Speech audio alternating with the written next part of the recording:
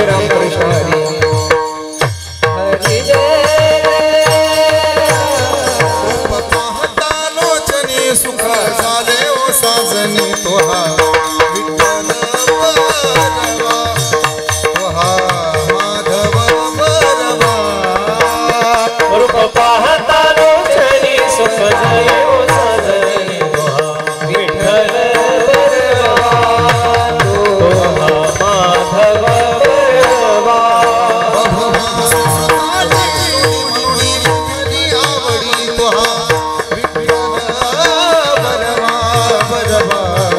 तोहा माधव बरवा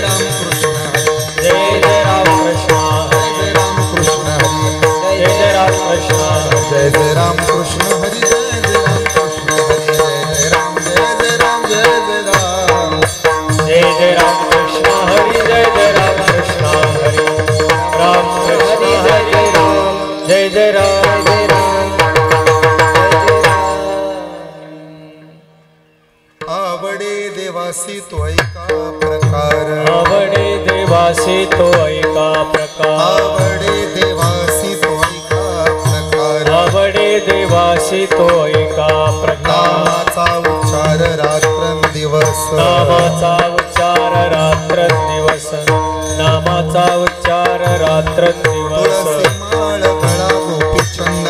तुळसी माळ गळा गोपी चंदन टिळा तुळसी माळ गळा गोपी चंदन तुळसी माळ गळा गोपी चंदन टिळा हृदय कळवळा वैष्णवाचा हृदय कळवळा वैष्णवाचा आषाढी कार्तिकी पंढरीची वारी आषाढी कार्तिकी पंढरीची आषाढी कार्तिकी पंढरीची आषाढी कार्तिकी पंढरीची साधन निर्धार्यान नाही साधन निर्धार्यान नाही साधन निर्धार्यान नाही तुळसी माळ गळा गोपी चंदन टिळा तुळसी माळ गळा गोपी चंदन टिळा तुळसी माळ गळा गोपी चंदन टिळा तुळसी माळ गळा गोपी चंदन टिळा हृदय कळवळा वैष्णवा हृदय कळवळा वैष्णवाचा हृदय कळवळा वैष्णवाचा जनार्दनी ऐसा जाताने जनार्दनी ऐसा जाताने ऐसा जाताने जनार्दनी ऐसा जाताने परम पूज्य परम पूज्य परम पूज्य तुळसी माळ गळा गोपी चंदन तुळसी माळ गळा गोपी चंदन तुळसी माळ गळा गोपी चंदन हृदय कळवळा वैष्णवाचा हृदय कळवळा वैष्णवाचा हृदय कळवळा वैष्णवाचा भोबार कुमार बसलेले विठोबा महाराज भोबार कुमार भोबार कुमार भोबार कुमार भोबार कुमार भोबार कुमार भोबार कुमार देवासी तो ऐका प्रकार नामाचा उच्चार रात्रंदिन तुळसी माळ गळा गोपी चंदन टिळा हृदय कळवळा वैष्णवाचा आषाढी कार्तिकी पंढरीची वारी साधन निर्धारी आन नाही तुळसी माळ गळा गोपी चंदन टिळा हृदय कळवळा वैष्णवाचा एका जनार्दनी ऐसा ज्याचा नेम तो देवा जगी परमपूज्य तुळसी माळ गळा गोपी चंदन टिळा हृदय कळवळा वैष्णवाचा समचरण सरोजम सांद्रणीला बुदाबम जगनहित पाणी मंडन मंडनानाम तरुण तुलसीमाला कंधरम कंजनेत्रम सदैधवलहासं विठ्ठलं चिंतयामि दया ज्ञान शांती तिथे योग निष्ठा मुखी दिव्य तेज उगी थोड्या ठेवा दया ज्ञान शांती तिथे योग निष्ठा मुखी दिव्य तेज दिसे संत श्रेष्ठा अलौकिक लीला किती आठवावे अलौकिक लीला किती आठवावे श्री निवृत्तीनाथा नमो नम्र भावे अलंकापुरी रम्य सिंहासनस्थं पदांबुज तेजस्फुर्तक प्रदेशम विधींद्रादिदेवो सदा स्तूयमानं समाधिस्थमूर्तिं भजे ज्ञानदेवं घ्यावी घ्यावी माझी सेवा घ्यावी घ्यावी माझी सेवा दीन दुर्बळाची देवा दीन दुर्बळाची देवा दीन दुर्बळाची देवा दीन दुर्बळाची देवा दीन दुर्बळाची देवा दीन दुर्बळाची देवा घ्यावी घ्यावी माझी सेवा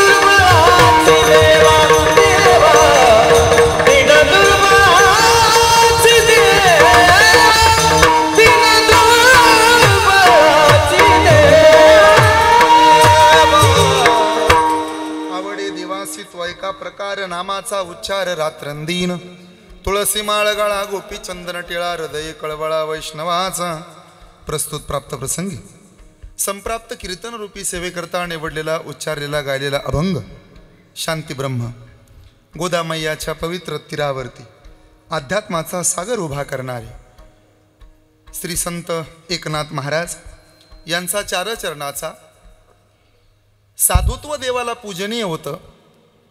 भगवंताला सुद्धा काही व्यक्ती पूजनीय असतात, काही महात्म्य देवाला आवडणारे असतात. आपण देवाची पूजा करू पण भगवंत सुद्धा कुणाची तरी पूजा करतो. ज्या महात्म्याची पूजा देवानं करावी अशा महात्म्याची काही लक्षणं सांगणारा आजचा हा अभंग आहे. जीवाला आवडणाऱ्या गोष्टी निराळ्या आहेत आणि भगवंताला आवडणाऱ्या गोष्टी निराळ्या आहेत. देवाला कोण पूजनीय असेल, देवाला कोण आदरणीय असेल, देवाला कोण वंदनीय असेल असा जेव्हा प्रश्न पडेल तेव्हा महाराजांचा आजचा अभंग प्रत्येकानं वाचावा, पाठ करावा, आचरणात आणावा. सज्जन हो, आपल्या घरामध्ये एक गोष्ट असते, त्या गोष्टीचं नाव आहे आरसा. घरामध्ये एक वेळ पलंग असला काय नसला काय चालतो, घरामध्ये सोफा असला काय नसला काय चालतो, घरामध्ये बाकीच्या काही गोष्टी संसार उपयोगाच्या असतील नसतील तर चालतील, पण घरामध्ये एक गोष्ट पूर्वी होती, आता आहे, इथून पुढे राहणार आहे. त्या गोष्टीचं नाव आहे आरसा.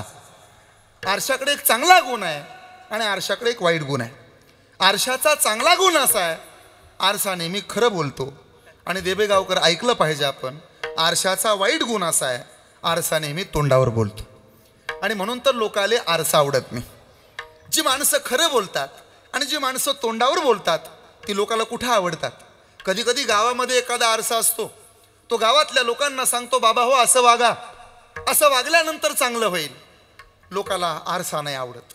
एखाद्या वारकरी शिक्षण संस्थेमध्ये आरसा असतो, असा पखवाज वाजवला पाहिजे, असं गायन केलं पाहिजे, अशा पद्धतीनं आचरण असलं पाहिजे, असं सांगणारा आरसा कुठं लोकाला आवडतो. कधी कधी आरसा सुनबाईला सांगतो, सुनबाई काय आत्या रुपया रुपया करून प्रपंच केलाय, आता तुला 4 चांगले दिवस आले म्हणून जुन्या दिवसाला विसरू नको पोरी.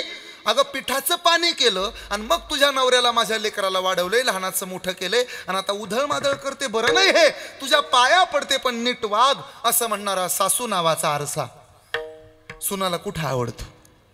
जगाच्या मालकाला सुद्धा आरसा आवडत नसावा, म्हणून तर देवाच्या समोर बोलणारी माणसं कुठं देवाला आवडत होती. कर्णानं काही गोष्टी भगवंताला समोरासमोर सांगितल्या, देवाला कुठं आवडल्या त्या. देवाला सुद्धा खरं बोलणारी माणसं कधी कधी आवडत नाहीत. समाज तर दुसऱ्या टप्प्यात आहे. पण साधू खरं बोलतात आणि नेहमी तोंडावरती बोलतात आणि म्हणून तर लोकाला ते आवडत नाहीत. वेळ आल्यानंतर जगाच्या मालकाच्या समोर उभा राहून जगद्गुरु तुकोबराय म्हणतात, मी भक्त तू देवाईसे करी.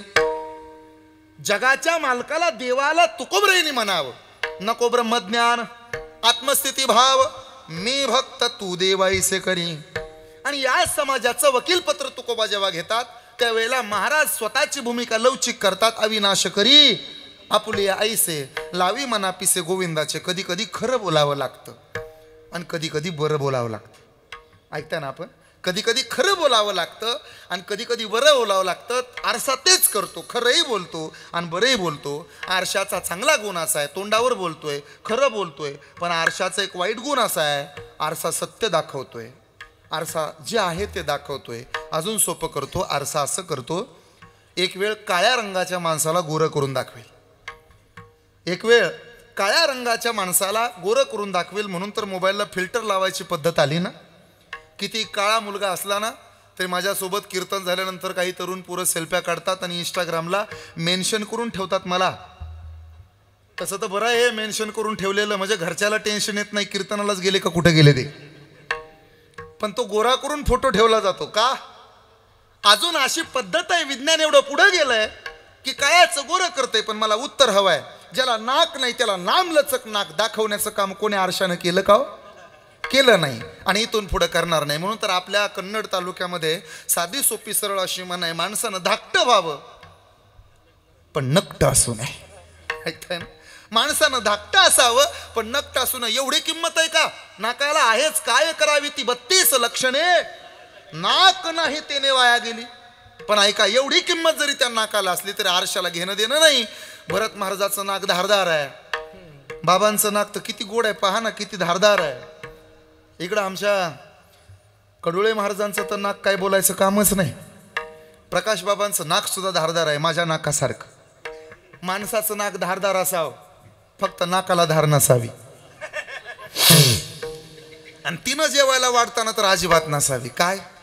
नाक धारदार असावं पण नाकाला धार नसावी. एवढं सगळं चांगलं आहे, पण जगात अजून असा आरसा जन्माला यायचा आहे की नकट्या नाकाला लांब करून दाखवेल. तुकोबाचं प्रमाण आहे, जैसे तैसे दावी आरसा नकट्या कैचा पालटे, नकट्या कैचा पालटे, नकट्या कैचा पालटे, नकट्या कैसे पालटे, नकट्या कैसा पालटे, जैसे तैसे दावी आरसा नकट्या कैसा पालटे, नकट्या कैसा पालटे, नकट्या कैसा पालटे, कैसा कैसा दावी आरसा, नकट्या कैसा पालटे, नकट्या कैसा पालटे, नकट्या कैसा पालटे. वैष्णवाच्या जवळचं पहिलं लक्षण आहे त्याचं बोलणं, त्याचं वागणं, त्याचं जगणं खरं आहे. आणि त्याचं वागणं, जगणं, बोलणं हे सुद्धा बरं आहे. हे समाजाला प्रिय आहे, समाजाला ते आवडतं. समाजाला आवडो न आवडो याच्यापेक्षा ते देवाला जास्त भावतं. आवडणं वेगळं आणि भावणं वेगळं. चेहरा आवडतो, स्वभाव भावतो. चेहरा तात्पुरता लक्षात राहतो, स्वभाव आजन्म कायम लक्षात राहतो. माणसं स्वभावावरती प्रेम करण्यापेक्षा चेहऱ्यावर प्रेम करतात. पण लक्षात ठेवा, चेहरा आवडला की स्वभाव आवडेलच असं नसतं. पण स्वभाव आवडल्यानंतर चेहरा आवडतोच, मग तो काळा असो ना तो गोरा असो. लोक प्रेम करताना चेहऱ्यावर प्रेम करतात. पण लक्षात ठेवा, आधी स्वभाव पाहायला पाहिजे आणि मग चेहरा पाहायला पाहिजे. देवाला नाही आवडत चेहरा, देवाला काय आवडतंय? देवाला त्या चेहऱ्यावरती जर गोपीचंदन टिळा असेल तर तो देवाला आवडतो. देवाला तुम्ही किती गोरेपान आहात, तुम्ही किती कसे आहात, किती दिसायला नाजूक आहात हे नाही आवडत. तुळशी माळ गळा ते देवाला आवडतं. का हो? या दोन गोष्टी असल्यानंतर जर माणसं देवाला प्रिय झाली असती तर कबीर महाराजांना लिहावं लागलं नसतं. माला बनाई मोती की बीच में डाला सूत, माला बिचारी क्या करे जब पहनने वाला कपूत। माळकरी माणसं जर खरंच पूजनीय वंदनीय झाले असते तर मंबाजीबावाची देवळं कन्नड तालुक्यात कमीत कमी 2 तरी दिसली असती। खरंच माळा घालणारी माणसं चांगली वागली असती तर पंढरपुरात मठात खून कशाला झाला असता। खरंच माळा घालणारी माणसं चांगली वागली असती तर मला नाही वाटत कोर्टाची कायद्याची गरज लागली असती। मला क्षमा करा, ज्याच्या गळ्यात माळ नाही ना त्याची पट्टी त्याची वर्गणी जास्त राहते, आणि ज्याच्या गळ्यात माळ आहे ना ते म्हणतं टिपून ठेवा काला झाल्यावर देतो। हे सत्य नाकारून चालणार नाही। ज्याच्या गळ्यात माळ नाही ती धावत लोक येतात, महाराज गाडीतनं खाली उतरले की पळत येतात आणि पायाला हात लावतात, पाया पडतात, बाबा आळंदीहून आले का पंढरपुराहून आले, एवढी इज्जत आहे आम्हाला। पण ज्याच्या गळ्यात माळ आहे ते पाया नाही पडत, शेक हँड करते। सध्या वारकऱ्याची निंदा करणारी सामान्य लोक नाहीत, वारकऱ्यावरती टीका टिप्पणी करणारे आपलेच आहेत। आपलेच दात आणि आपलेच ओठ असतात तेव्हा तर जीभ मधल्यामध्ये सापडते। माळकरी माणसं सगळीच चांगली वागली असती तर खूप कबीर महाराजांचा दोहा वायाला गेला असता। महाराजांनी लिहिलंय, पाठ करून ठेवावा आपण। माला बनाई मोती की बीच में डाला सूत, माला बिचारी क्या करे जब पहनने वाला कपूत। टोपी बनाई खादी की, टोपी बनाई खादी की, पहनने वाले 1000, टोपी बेचारी क्या करे जब पेट में काला बाजार। अरे टोपी बेचारी क्या करे जब पेट में काला बाजार। माणसं म्हणतात आमचा महाराष्ट्र सुधारला आहे, नाही रे, नाही सुधारला अजून। कधी सुधरल? महाराष्ट्रातले वृद्धाश्रम कायमचे बंद पडतील त्या दिवशी महाराष्ट्र सुधार। कधी सुधरल?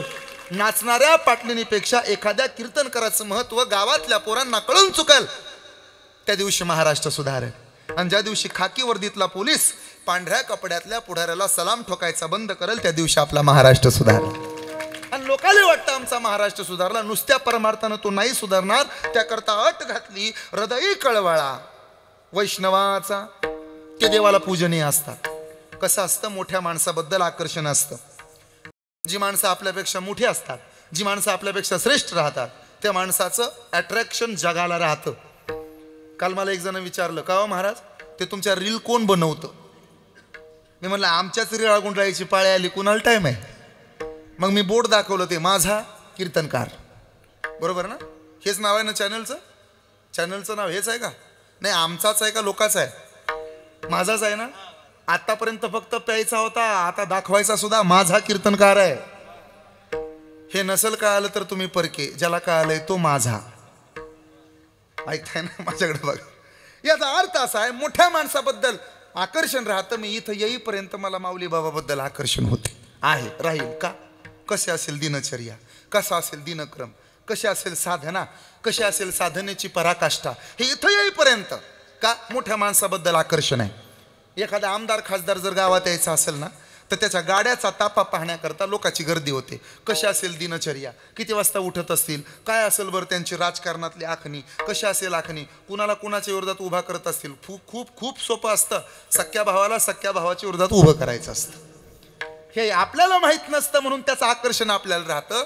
अजून सोपं करतो, लहानपणी त्या बाळानं रानात काम करावं म्हणून जुने लोक त्याला म्हणायचे, हे बघ तू रानात जर काम केलं ना, तू व्यवस्थित जर काम केलं की नाही तर तुला मोटरसायकल घेऊन द्यायची।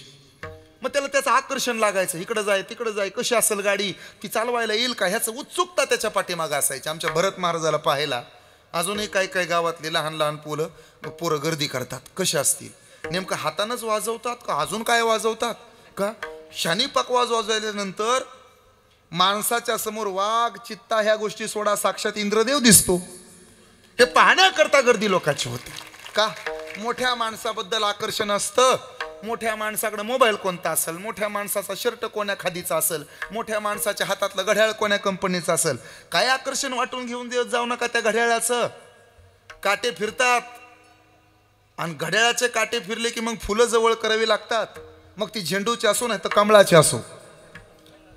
ऐकता ना? हे तुम्हाला नसल कळलं तर मला मग अजून सोपं करावं लागेल। काही वाटून देत जाऊ नका त्या मोठ्या माणसाच्या हातातल्या घड्याळाचं।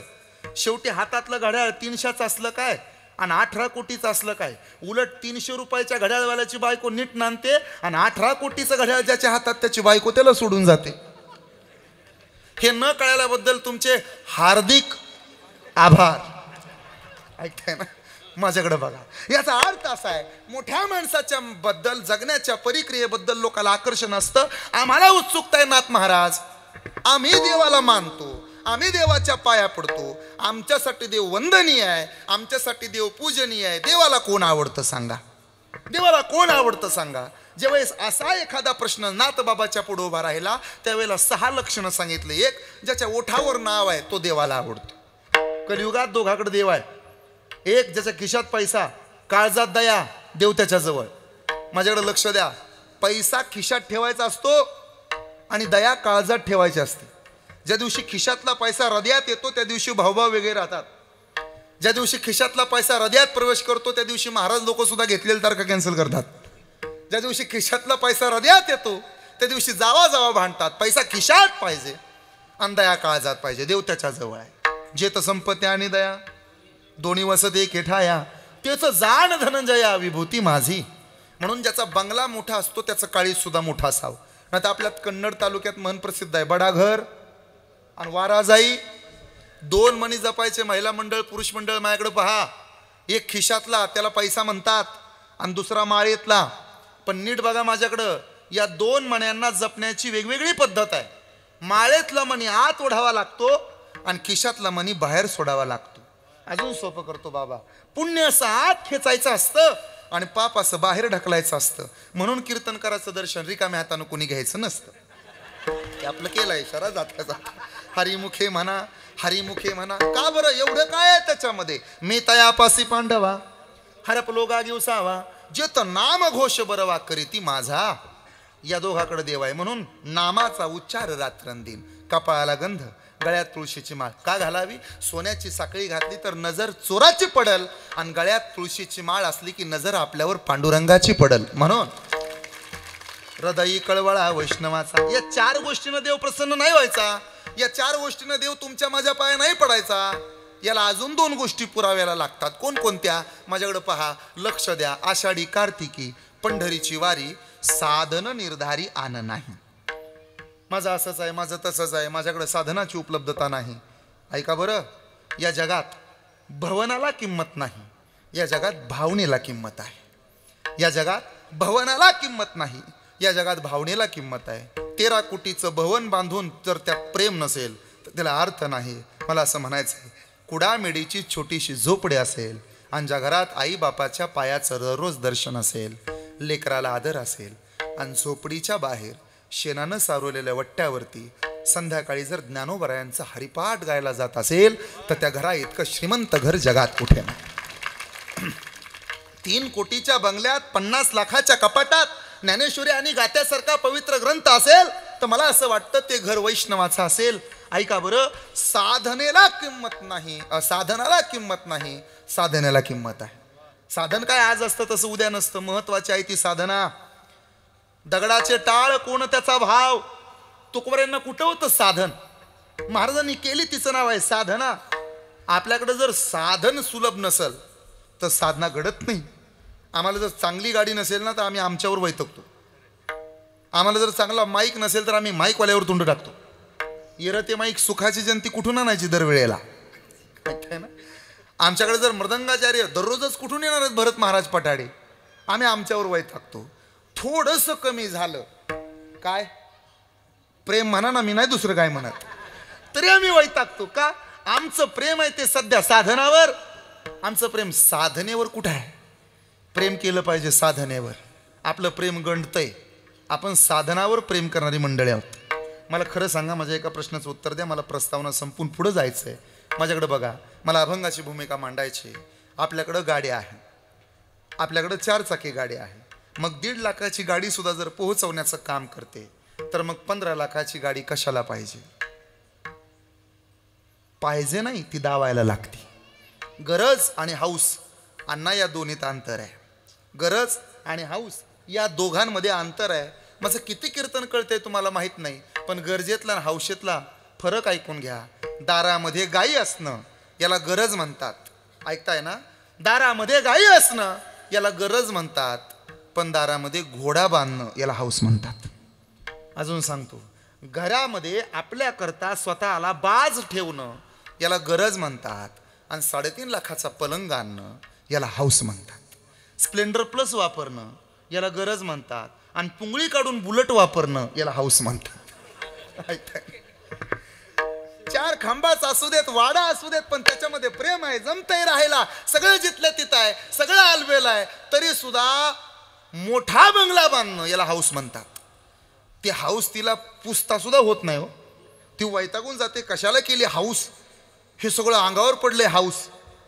ती म्हणते घर बांधायच्या आधी तिचं असतं 4,500 square foot, 5,000 square foot, 15,000 square foot, 20,000 square foot. आणि घर बांधून झालं, दसरा आला की मग तोंड टाकते दशरथावर कौशल्या. कशाला बांधलं, कशाला बांधलं, कशाला बांधलं, 2च खोल्या बास होते आपल्याला. याचा अर्थ असा आहे, गरजेमधला आणि हौसेमधला फरक सांगतो. अजून सांगतो, मला माफ करा, आम्ही तेच करतो, तुम्ही करता न करता मला माहीत नाही, तुम्ही मोठे वारकरी आहात, पण पायी पंढरपूरची वारी करणं याला गरज म्हणतात. आणि सोबत आपली गाडी, आपला ड्रायव्हर असलाच पाहिजे, याला हाऊस म्हणतात. माझं बोलणं कळतंय तुम्हाला? पायी चालत राहणं याला गरज म्हणायचं, सोबत सगळे आपली माणसं असली पाहिजेत, याला हाऊस म्हणायचं. कीर्तनाला गेल्याच्या नंतरनं उभा राहून कीर्तन करणं, समाजाला उद्बोधित करणं याला गरज म्हणायचं. पण जायच्या आधी पंचकृषीतल्या कमीत कमी 100 जणाला फोन करणं, मी येतोय बरं, तुम्ही पण या, याला हाऊस म्हणायचं. कीर्तनात फेटे घालून व्हिडिओ व्हायरल होणं याला गरज म्हणायचं. येड्या बाबळीत रामकृष्ण हरी म्हणून एखादा व्हिडिओ बनवणं याला हाऊस म्हणायचं. जाऊ द्या, हे नाही कळू द्या, तुम्ही माझ्याकडे लक्ष द्या, आपल्याला पुढं जायचंय. आषाढीची, कार्तिकीची, पंढरीची वारी याला गरज म्हणावं. आणि आम्ही परमार्थिक आहोत असं दाखवण्याकरता परमार्थ करणं याला हाऊस म्हणावं. परमार्थातली माणसं वंदनीय असतात आणि प्रपंचातली माणसं निंदनीय असतात. प्रापंचिक माणसं किती मोठी झाली तरी ती निंदनीय होतात, आणि परमार्थिक माणसं किती जरी छोटी असली तरी ती वंदनीय होतात. परमार्थामध्ये 15 कोटीचा, प्रपंचामध्ये 15 कोटीचा बंगला असला तरी एक दिवस तो मनुष्य निंदनीय होतो. ऐकताय ना आपण? आणि गळ्यात माळ, कपाला अबीर बुक्का, पंढरपूरची वारी, किती गरिबी असू दे, सकाळी काकडा, रात्री हरिपाठ, आषाढी कार्तिकीची वारी, आणि दर महिन्याला येणाऱ्या 2 एकादशी, असा 12 महिन्याच्या 24 एकादशी करणारा एखादा दाढी वाढलेला, केस पांढरे झालेला साधारण वारकरी गावात असू देत, त्याच्या पाया पडणाऱ्या माणसांची गर्दी वाढत राहते का?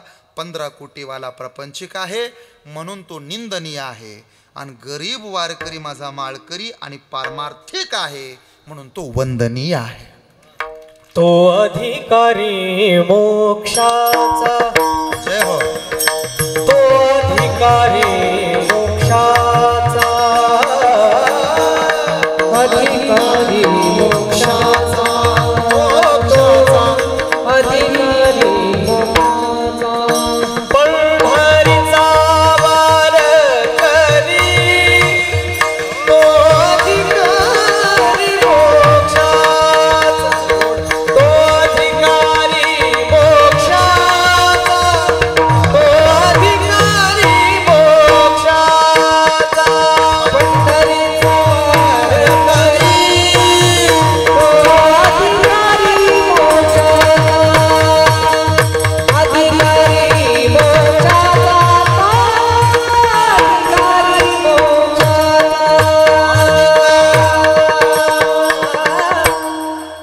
देवाला आवडणारी आणि देवाला पूजनीय असणाऱ्या माणसाची ही 6 लक्षणं तुमच्या समोर मांडली. एका जनार्दनी देवा, एका जनार्दनी ऐसा ज्याचा नेम, तो देवा जगी परमपूज्य. नाथ महाराज सांगतायत, ज्याच्या ओठावर नाव आहे, कपाला गंध आहे, गळ्यात तुळशीची माळ आहे, वारकऱ्यांबद्दल मनात नितांत आदर, प्रचंड श्रद्धा पंढरपूरच्या वारीबद्दल आहे, अशी माणसं, अशी महात्मी, अशी साधुत्वाला गेलेली माणसं देवाला आवडतात. आणि हे देवाला आवडणारं एक व्यक्तिमत्व आपल्या भूमीमध्ये जन्माला आलं असतं तर मला त्याचं नवल वाटलं नसतं. देवाला आवडणारं एखादंच व्यक्तिमत्व या मातीत होऊन गेलं असतं तर मला नवल वाटलं नसतं. 1 नाही, 2 नाही, 3 नाही, ही भूमी एका अधिकारी पुरुषाची नाही. ही भूमी, हे ढवळेश्वर संस्थान, हे श्री क्षेत्र देभेगाव, हे अनंत महापुरुषांच्या पावलांनी आणि पायानं पुनीत झालेलं आहे, याचा आपल्याला अभिमान पाहिजे. हे अजून एक वैशिष्ट्य, इथं हराचा आणि हरीचा संगम आहे. इथं हरी आणि हर एकत्र आहेत. रामपूजी सदाशिव असं जर कुठं असेल तर मी अभिमानानं छातीवरच्या 2 गुंड्या काढून सांगेन, तुम्ही जा कधीतरी छत्रपती संभाजीनगर जिल्ह्यात, जा कधीतरी कन्नड तालुक्यात, आणि जा तुम्ही देबे गावातल्या ढवळेश्वर संस्थानावरती. तिथं हरी आणि हराचा संगम तुम्हाला पाहायला मिळेल. भाग्यवान आहात आपण. ब्रह्मलीन चंद्रकांतदास महाराजांच्या पदस्पर्शानं पावन झालेली ही माते आहे. ब्रह्मलीन नारायणगिरी महाराजांचा कृपा आशीर्वाद तुमच्या माझ्या पाठीमागं आहे. आणि परम आदरणीय परमश्रद्धेय प्रातस्मरणीय आदरणीय पूजनीय गुरुवर्य माऊली महाराजांच्या कृपेनं अलंकृत असणारे आपण सर्वजण माणसं आहोत. काय गंमत आहे पहा ना. ज्ञान देवाला आवडल ना आवडल मला माहीत नाही. ज्ञान देवाला आवडल न आवडल खरंच मला माहीत नाही. तसं तर ज्ञानी माणसं देवाला आवडतच नाहीत. पण ज्ञान या शब्दाचे दास होणारी माणसं नक्की देवाला आवडतात. याचं उदाहरण ज्ञानदास महाराज आहे. जी माणसं ज्ञानाचे दास होतात ती माणसं देवाला आवडतात. ज्ञानोबरायन देवाला आवडत असतीलच, पण जे ज्ञानोबरायांचं दास्यत्व करतात ते सुद्धा लोकाला आवडतात. आणि म्हणून त्या भूमीत तुम्ही आहात ज्या भूमीमध्ये माणसं देवाला आवडतात. अरे देव तुम्हाला मला आवडतो ह्यात काय नवल आहे. पण या ढवळेश्वर संस्थानामध्ये येणारा प्रत्येक जण देवाला पूजनीय आहे. हा महिमा आपल्या संस्थांचा आहे. माझं भाग्य आहे की मला आज इथं कीर्तन करायला मिळालं. मी भाग्यवान आहे. मी ऐकून होतो बाबांबद्दल. या गावातलं तरुण मंडळ, या गावचं भजनी मंडळ, सगळेजण इथं कीर्तन व्हावं, इथं प्रवचन व्हावं, इथं सप्ताह व्हावा याकरता हट्ट धरून आहेत. ज्यांचं व्यासपीठ ते परमादरणीय परमश्रद्धे अनिल महाराज, परमादरणीय परमश्रद्धे काका महाराज, माझे सर्वच मित्रमंडळी, ज्यामध्ये काही माझ्यापेक्षा ज्येष्ठ श्रेष्ठसुद्धा आहेत, ज्यामध्ये आदरणीय आप्पा महाराज आहेत, योगेश बाबा आहेत, माझे सन्मित्र महाराष्ट्रातील नामवंत कीर्तनकार सिद्धेश्वर महाराज आहेत, समोर बाळकृष्ण महाराज आहेत, बाकी सगळेच महाराज मंडळी आहे. एखाद्याचं नाव घेतलं की एखाद्याचं नाव नक्की राहील. माझे नावकरी सागर महाराज, समाधान महाराज, सुनील महाराज, अरुण महाराज, किशोर महाराज, त्याचबरोबर अनिल महाराज, अशी सगळी महाराज मंडळी, आप्पा महाराज शास्त्री आहेत. असा सगळा हा मित्रपरिवार आहे. ढवळेश्वर सेवाभावी संघ या ठिकाणी उपस्थित आहेत. सप्ताह करायच्या उद्देशानं अख्खं गाव एकत्र आले. आणि किती वैभवशाली सप्ताह पहा ना. एखाद्या श्रीमंत बापाच्या एकुलत्या एका लेकीचं लग्न असावं आणि त्यानं जसं मागं पुढं पाहू नये तसा श्रीमंतीचा सास तुम्हाला परमार्थिक क्षेत्रात आपल्या गावात दिसून येतो आहे. बस तुमच्या पायावरती मी नतमस्तक आहे. तुम्हाला कोणत्या कीर्तनकाराचं कीर्तन पाहिजे हे काही दिवसांनी तुम्हाला नाही पाहावं लागणार. तुम्ही नाही कीर्तनकारांच्या मागं लागायची गरज गणेशजी. कीर्तनकार तुमच्या पाठीमागं लागतील. आमची एखादी सेवा संस्थानावरती टाका. एवढं श्रीमंत संस्थान हे आहे.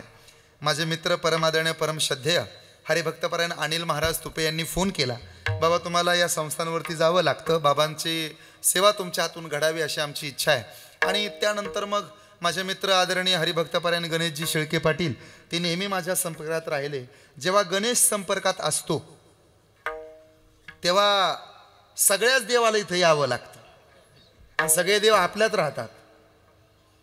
त्यामुळं मग मला आणण्याचं काम गणेशजींनी केले. महादेवानं गंगा साठवली पण गणेशजींनी सागराला हृदयात साठवले. त्यामुळे एकदा त्यांच्यासाठी टाळी वाजवा. ज्यांचा साऊंड आहे ते विवेक साऊंड सिस्टम. साऊंड सुद्धा सुनील भाऊचाच आहे ना. क्या बात आहे. नाव तिथं लिहिलंय विवेक साऊंड सिस्टम. मंडप आहे ना, काय हरकत नाही.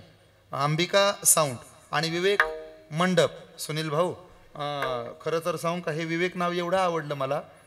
आमचा परमार्थच विवेकाचा आहे.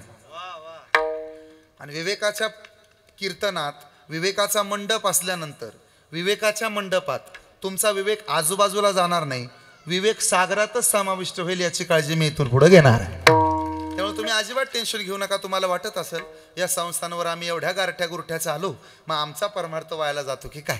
यादी देतो, लिहून घ्या. या धर्माच्या मंडपातली एकही गोष्ट वायाला जाणार नाही. काय काय वायाला जात नाही भाऊ ऐका. तुळशीला घातलेलं पाणी, गाईला चारलेला घास, मंदिराला दिलेली देणगी, नामसप्ताहाला केलेली मदत, वारकऱ्याला केलेलं अन्नदान, पंढरपूरची केलेली वारी, आई बापाची केलेली सेवा आणि कीर्तनात बसून देवाच्या नावानं वाजलेली टाळी कधीच वायाला जात नाही. हा वारकरी संप्रदायाचा इतिहास आहे. आणि म्हणून ज्याला ज्ञान पाहिजे त्यानं अभ्यास करावा, पैसा पाहिजे त्यानं उद्योग करावा, आरोग्य पाहिजे त्यानं व्यायाम करावा, पण समाधान पाहिजे त्यानं डोळे झाकून वारकरी संप्रदायात प्रवेश करावा. आमच्याकडं सदा नामघोष, सदा समाधान. तुमच्याकडं कदा नामघोष, कधीतरी समाधान. आमच्याकडे सततम कीर्तयंतो माम. मला असं वाटतं मगाशी महाराज गात होते तेव्हा मला असं वाटलं मला जर फेटा घालायला थोडा उशीर झाला तर ते अभंग गातील. आवडे हे रूप गोजिरे सगून पाहता लोचन सुखावले याचं ध्रुव पद आहे. याचं ध्रुव पद आहे कोणतं? आता दृष्टी पुढे ऐसा चितूर आहे जो मी तुझं पाहे सप्त्यापुरता. असंच आहे ना. तुम्ही जर सप्त्यापुरता पांडुरंग पाहिला तर तुमचा उद्धार नाही व्हायचा. पण तुम्ही आजन्म सतत सतत सतत नामस्मरण हरिबोला देता हरिबोला घेता सतत हरीचं नाव घ्यावं. का हो? ते कधी घ्यावं याला मर्यादा नाही. ते कसं घ्यावं याला मर्यादा नाही. तुम्ही घ्यावं असाल ते करा जे ते असाल ते करा जे ते असाल ते करा जे ते असाल ते करा. नामाचे चिंतन प्रगट पसारा नामाचे चिंतन प्रगट पसारा असाल ते करा जे ते असाल ते करा जे ते नामाचे चिंतन प्रगट पसारा नामाचे चिंतन प्रगट पसारा असाल ते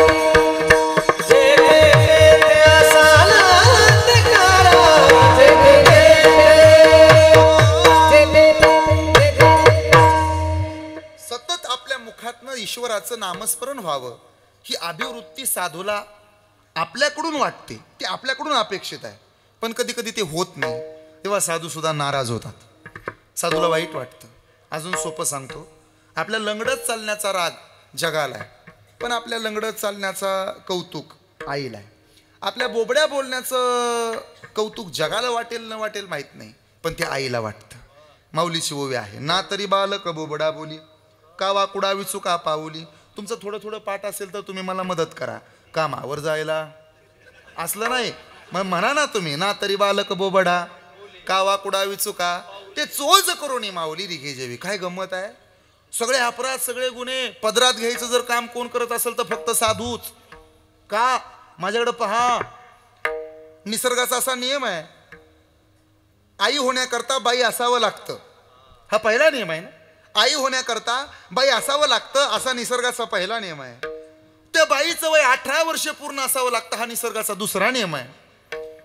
ज्या जातीची माय त्याच जातीचं लेकरू हा तिसरा अलिखित नियम आहे. पण असा जर निसर्गाचा काही नियम असेल तर हे नियम साधू मोडीत काढतात. का?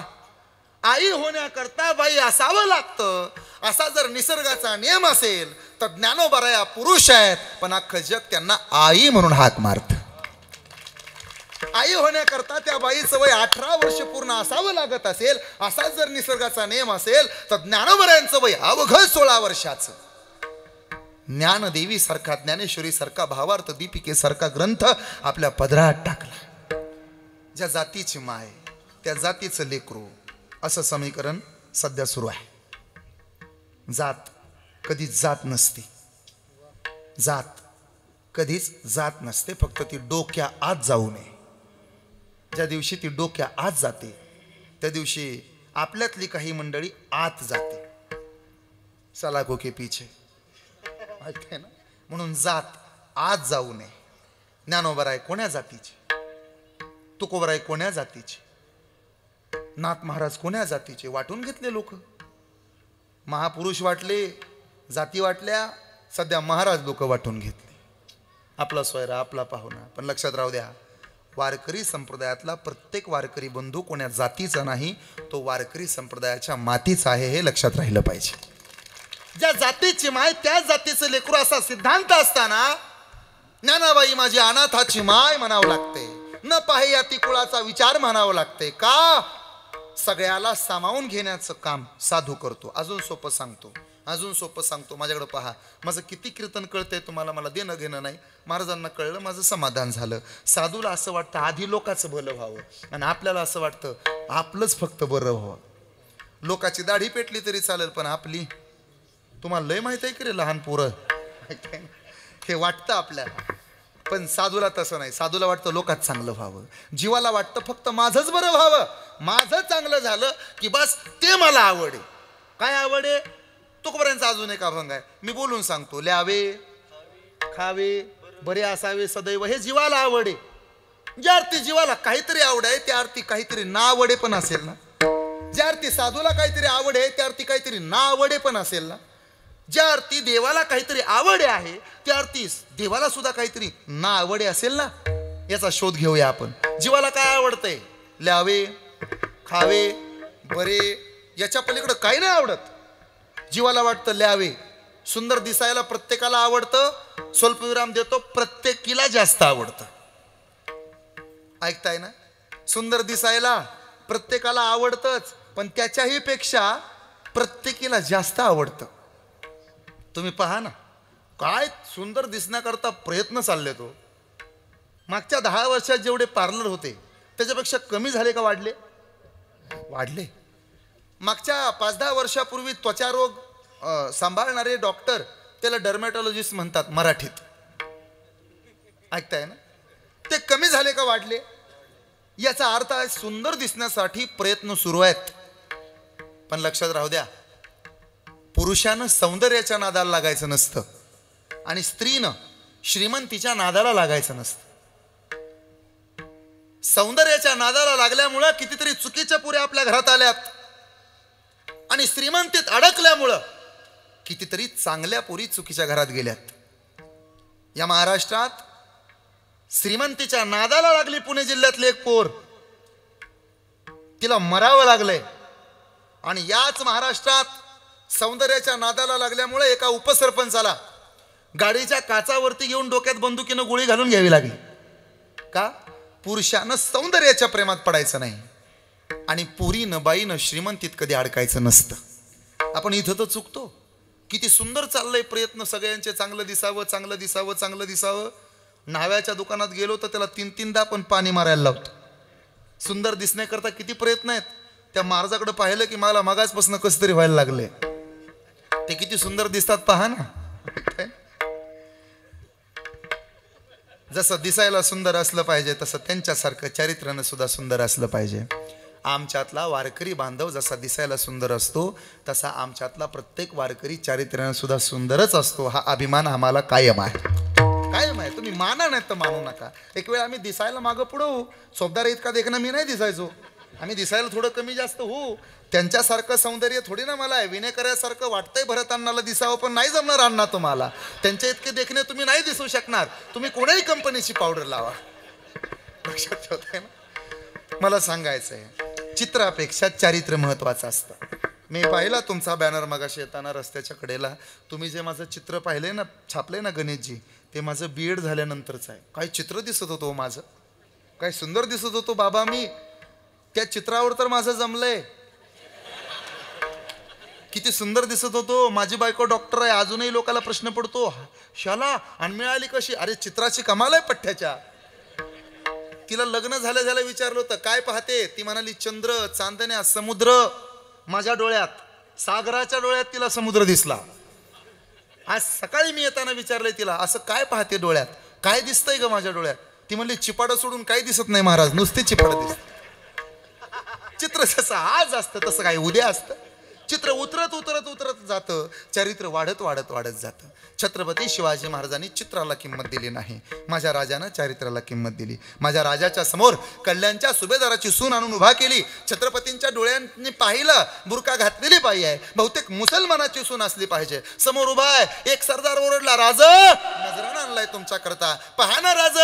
छत्रपती महाराज पुढे आले, माझ्या दादानं ऐकलं पाहिजे, आपण चारित्र्याला का किंमत द्यावी. हे स्वराज्य उभा राहिलं तर चित्राच्या जोरावरती नाही, हे स्वराज्य उभा राहिले ना चारित्र्याच्या जोरावरती. छत्रपती शिवाजी महाराज समोर आले, कल्याणच्या सुभेदाराच्या सुनेच्या चेहऱ्यावरचं घुंगट बाजूला करण्यात आलं. माझ्या राजाने एकटक पाहिलं त्या माऊलीकडं आणि माझ्या महाराजांच्या मुखातून शब्द बाहेर पडले, अशीच आमुची माता असती रूपवती, आम्हीही इतकेच सुंदर दिसलो असतो, वदले ते शिव छत्रपती. ज्याला बाईतली ताई का आली तो मुक्ताईचा ज्ञाना झाला, बाईतली मैत्रीण का आली राधेचा श्याम झाला, बाईतली पत्नी का आली तो सीतेचा राम झाला, पण ज्याला बाईतली आई का आली तो जिजाऊचा छत्रपती शोभा झाला.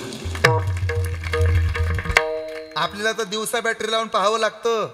तिनं पान खाल्लं तर घशातनं खाली चाललेलं पान दिसायचं, एवढी देखणी होती चोपदार ती. पण राजानं चारित्र्य जपलं. कसं ते ऐका. काळ्या राती तळपत होत तिच्या रूपाचं ऊन. किती सुंदर. काळ्या राती तळपत होत तिच्या रूपाचं ऊन.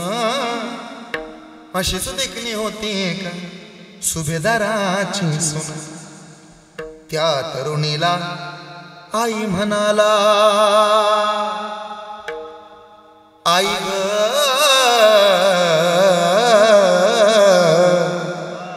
त्या तरुणीला आई म्हणाला. राजा तो शिलवान म्हणून आनंदाने नांदत होते हिंदू मुसलमान. आनंदाने नांदत होते हिंदू मुसलमान.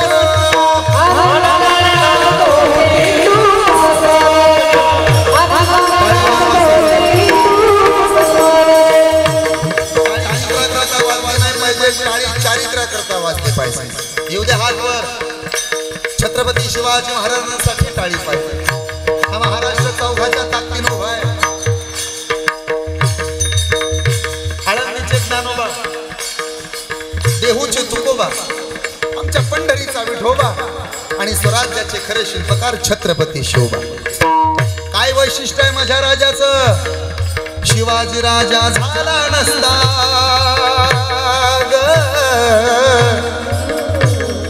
हिंदू धर्म बुडाला असता.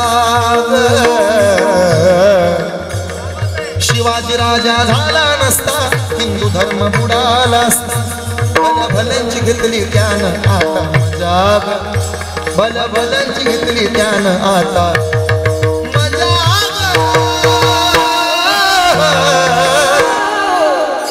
झाला महाराष्ट्राचा राजा शिवबा माझा.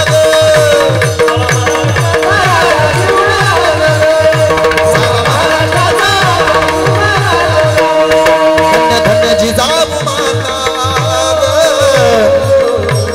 जिथे जन्मला असा विधाता. धन्य धन्य जिजाऊ माता जिथे जन्मला असा विधाता. भल भलंची घेतली त्यानं आता मजा. झाला महाराष्ट्राचा राजा शिवबा माझा.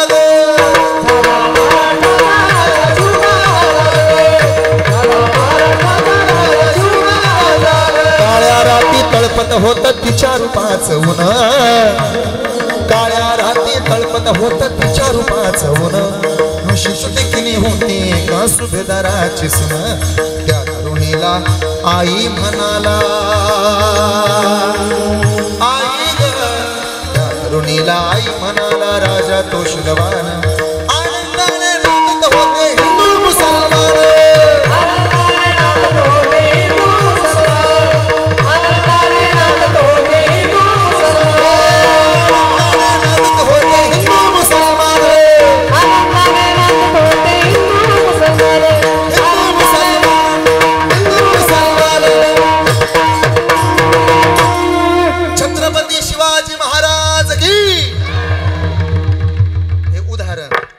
चित्रापेक्षा चारित्र्य जपणाऱ्याचं आहे. आणि म्हणून चित्राला महत्व नाही तेव्हा ल्यावे या शब्दावर वजन देऊ नका. ल्यावे आज असतं तसं उद्या नसतं. म्हणून ल्यावे नाही हे नाही आवडे देवाला, हे जीवाला आवडे. ल्यावे 70 वर्षाची म्हातारी 35 वर्षाच्या सुनबाईला म्हणते, सुनबाई काय आत्या मेहंदी आहे का ग. संपली. पुस ग माया डोक्याला लई पांढरं दिसायला लागले. किती काळ करा 15 दिवसात प्रकरण उघडकीला येतं. वर काळन मध्येच पांढरा कमी दाबाचा पट्टा. चित्र काही टिकत असतं. श्यामची आई नावाच्या पुस्तकात एक दाखला आला.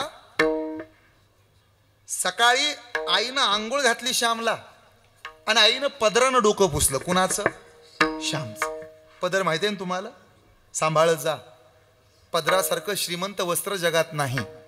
जगातल्या सगळ्यात महागड्या वस्त्राचं नाव आहे पदर. पदराला कान्हा मात्रा वेलांटी उकार नाही. पदराला गाठ नसते. त्याच्या इतकं निष्कलंक त्याच्या इतकं निष्पाप कुणीच नाही. कोणासारखं. पदरासारखं. आईचा पदर जेवढे उपकार करतो तेवढे उपकार जगात कुणी नाही करत. उन्हात चालताना छत्री होतो, रडताना रुमाल होतो आणि रात्री आईच्या कुशीत झोपी जाताना सोन्याची चादर होतो. एवढे उपकार नुसत्या पदराचे आहेत. आईचे किती असतील. आईनं डोकं पुसलं. श्यामनं टाचा उचलल्या आणि टाचा उचलून चालायला लागले लेकरू. आईनं हाक मारली, श्याम असा टाचा उचलून चालू नको, पाय टेकव. माय पायाला माती लागते ग माझ्या. आईनं उत्तर दिलं, श्याम जसं लहानपणी स्वतःच्या पायाला माती लागू नये याची काळजी घेतोस ना बेटा, तसा मोठा झाल्यानंतर स्वतःच्या चारित्र्याला डाग लागू नये याची काळजी घे. याला संस्कार म्हणायचं. अडकू नका ल्यावे या शब्दात. माझी विनंती आहे तुम्हाला, हे जग अडकते ना सध्या ल्यावेमध्ये अडकते. ल्यावे कपड्याच्या दुकानाच्या बाहेर 5-6 जणी उभ्या असतात. एक अशी असते, एक अशी असते, एक अशी असते. माना मोडेपर्यंत लोक वळून पाहतात तिच्याकडं. नका रे अडकू. ल्यावेमध्ये कशाला अडकता? मोठे मोठे महाराज लोक, मोठे मोठे साधू, मोठे मोठे हे सगळे ल्यावेमधूनच लेआउट करण्यात आला, त्यांचा बाजूला केले. ऐकताय ना? ल्यावेमध्ये अडकू नये. माझी विनंती आहे तुम्हाला, ल्यावे क्षणभंगूर असतं. स्वामी गोविंद देवगिरीजी महाराजांनी एकदा त्यांच्या मुलाखतीमध्ये शब्द वापरले होते, ल्यावेमध्ये अडकू नये, मग चारित्र्यामध्ये अडकावं. आणि चारित्र्य कुठं असेल तर वारकरी संप्रदायात. मला एकानं विचारलं का हो, ज्या वयामध्ये पोरांच्या हातावर लॅपटॉप द्यायला पाहिजे, मोबाईल द्यायला पाहिजे, अशा वयामध्ये तुम्ही मुलांना धोतर घालायला लावताय, अशा वयामध्ये तुम्ही मुलांच्या कमरेला धोतर देताय, तुम्ही त्यांचं नुकसान करत नाही का? मी त्याला उत्तर दिलं, अजिबात नाही. तो म्हणे, कसं काय? अरे देशाला 2 सीमा राहतात. ज्या दिवशी भौतिक सीमा खतऱ्यात येते त्या दिवशी खांद्यावर बंदूक घ्यावी लागते, आणि ज्या दिवशी देशाची संस्कृतीची सीमा डब घायला येते त्या दिवशी कमरेला धोतर आणि खांद्यावरती टाळच घ्यावा लागतो. यासाठी आम्ही संप्रदायात आहोत. आम्हाला लोकांनी किती नावं ठेवू द्या, पण आम्ही संस्कृती जतन करण्याचं काम करतोय. महाराष्ट्र बिघडलाय. मागच्या काही दिवसापूर्वी नाशिक जिल्ह्यातल्या मालेगाव तालुक्यातल्या डोंगराळे गावात एक निंदनीय घटना घडली. 3.5-4 वर्षाची लेक आहे. लेकीचा जन्म झाला. बापानं गावभर बर्फी वाटली. माळकरी बाप आहे, गाईचा सांभाळ करणारा बाप आहे.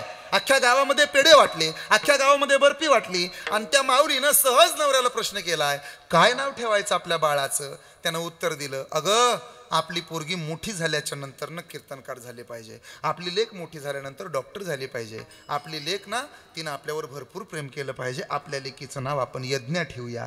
लहानशा बाळाचं नामकरण झालं, यज्ञा नाव ठेवलं. तिला अत्याचार कशाला म्हणतात माहीत नाही, तिला अन्याय कशासोबत खातात माहीत नाही, तिला लोकांची चांगली वाईट नजर कळत नाही, तिला नाही माहीत जग किती बेकार आहे, तिला नाही माहीत वाईट नजर कशाला म्हणायचं. अशा 3.5-4 वर्षाच्या लेकीवर अत्याचार झाला.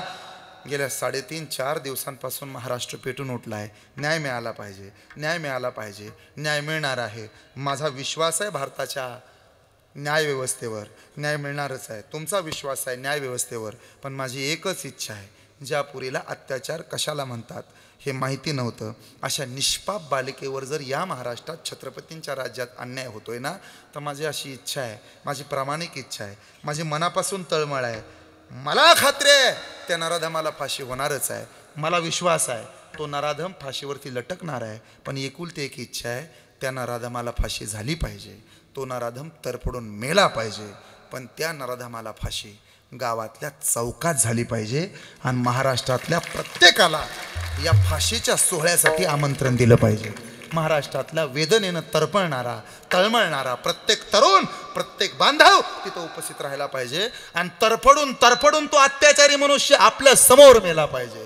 कळलं पाहिजे महाराष्ट्रातल्या चुकीच्या वागणाऱ्या पोरांना, एखाद्या गावातल्या बालिकेवर, एखाद्या गावातल्या माऊलीकडं वाकड्या नजरेनं पाहिलं तर असं चौकात तरफडून मरावं लागतं. अशा नराधमाचे डोळे काढले पाहिजेत, अशा नराधमाचा चौरंगा केला पाहिजे. याचा अर्थ त्याचे हातपाय कलम केले पाहिजेत.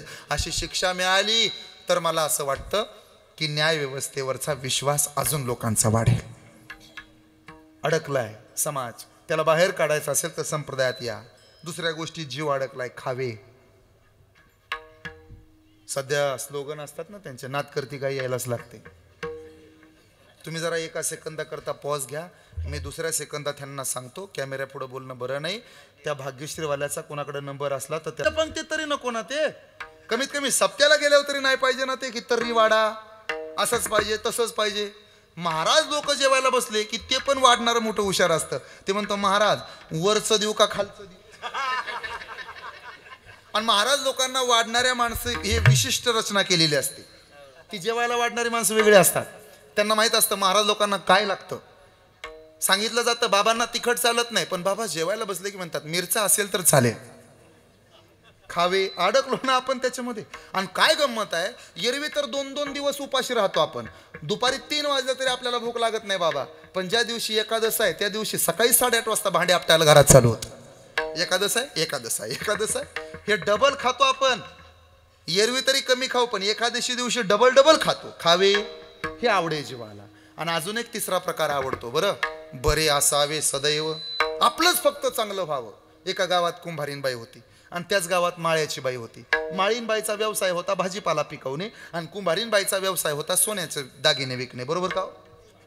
कुंभारीणबाई काय करत होती बोला ना मग?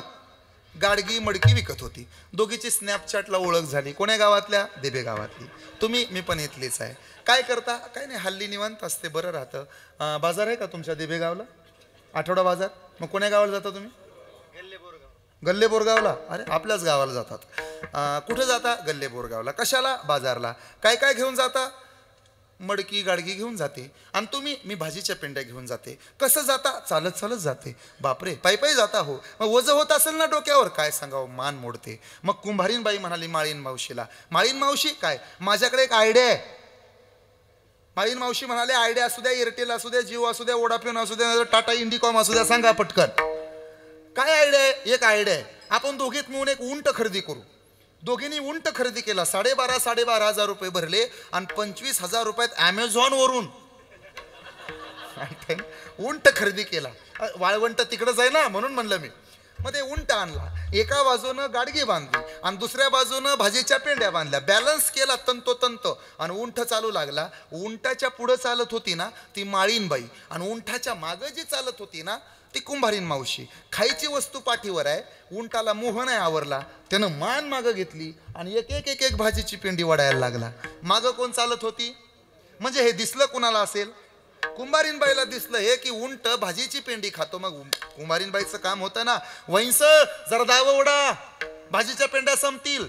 पण कुंभारीणबाईला वाटलं होऊ द्या, हिचंच वाटोळ होऊ द्या, हिचेच 2 रुपये कमी आले पाहिजेत आणि बरे असावे सदैव.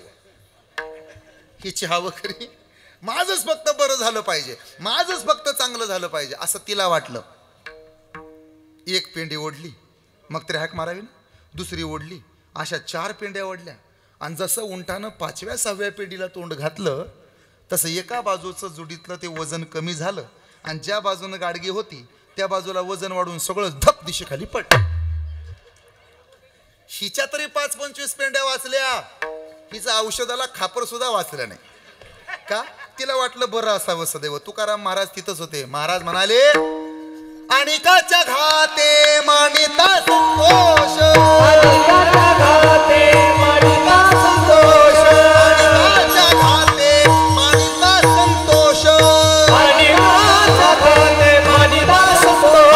सुख दुःख दोष, सुख दुःख दोष अंगी लागे, सुख दुःख दोष, सुख दुःख दोष अंगी लागे, अंगी लागे. अंगी लागे.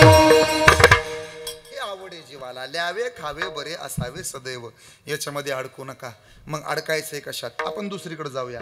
आपण विचारू, साधूला काय आवडतं? साधूला आवडे पंढरी, भीमा पांडुरंग, चंद्रभागा लिंग, पुंडलिक. साधूला काय आवडतंय? साधूला पंढरपूर आवडतं. साधूला काय आवडतं? साधूला वैष्णव आवडतात, साधूला भक्त आवडतात, साधूला वारकरी लोक आवडतात. बरं, आता पुढे जाऊ. देवाला काय आवडतं पटकन सांगा. देवाला कर्म आवडत नाही. का? आगा कर्मे जे उरावे ते हे सुखदुःखी फळावे. देवाला नाही कर्म आवडत. कर्मानुबंधीनी मनुष्य लोकी. नाही देवाला कर्म आवडत. मग देवाला काय आवडतं? निर्माण मोहा, जितसंग दोषा, अध्यात्मनित्या, सुखदुःख समान सकळ जीवांचा कृपाळ, ज्ञानाचा उद्बोध, भक्ती प्रेमाचा कल्लोळ असं वागणारे देवाला आवडतात. म्हणजे देवाला तीर्थ आवडतं, देवाला व्रत आवडतं आणि देवाला भक्त आवडतात. या 3 गोष्टी लिहून घ्या. देवाला तीर्थ आवडतं, देवाला व्रत आवडतं आणि देवाला भक्त आवडतात. याच्यामध्ये परत क्रम लावा. पण माझ्याकडे पहा, देवाला काय आवडे? देवाला कर्म ना आवडे. देवाला योग आवडतो का? नाही. योगाची वाटा निघाले गा सुबटा. अरे जर तिकडे जाऊन दुःख येत असेल तर देवाला योग नाही आवडत. योगयाग विधी, वायाची उपाधी, योगयाग क्रिया, धर्माधर्म, म्हणा कामावर जायला, असं हे पुरं करत जा तुम्ही. ऐकताय ना? देवाला काय आवडते? देवाला नाही आवडत हो योग, देवाला नाही आवडत कर्म. मग देवाला ज्ञान आवडतं का? नाही आवडत. देवाला भोळी माणसं आवडतात. तुका म्हणे भोळा जिंकू जाणे कळी काळा. बर, भोळे भाविक हे जुनाट. बर, अजून काय आवडतं देवाला? आता परत मुद्द्यावर या. देवाला तीर्थ आवडतं. कोणतं तीर्थ? देवाला महाबळेश्वर आवडतं, देवाला गोवा आवडतो, देवाला मालवण आवडतं. मला एवढेच माहित आहेत, म्हणजे मी ऐकलंय म्हणून अजून गेलो नाही मी. ऐकताय ना? देवाला काय आवडतं? कोणतं तीर्थ आवडतं? देवाला तीर्थ, त्याला गंगा आवडते आणि त्याही पेक्षा चंद्रभागा जास्त आवडते. त्याला जर चंद्रभागा आवडली नसती तर कशाला पंढरपूरला उभा राहिला असता. बर, देवाला अजून काय आवडतं? देवाला व्रत आवडतं. कोणतं व्रत? व्रत एकादशी, करीन उपवासी, गायीन हरणीशी मुखी नाम.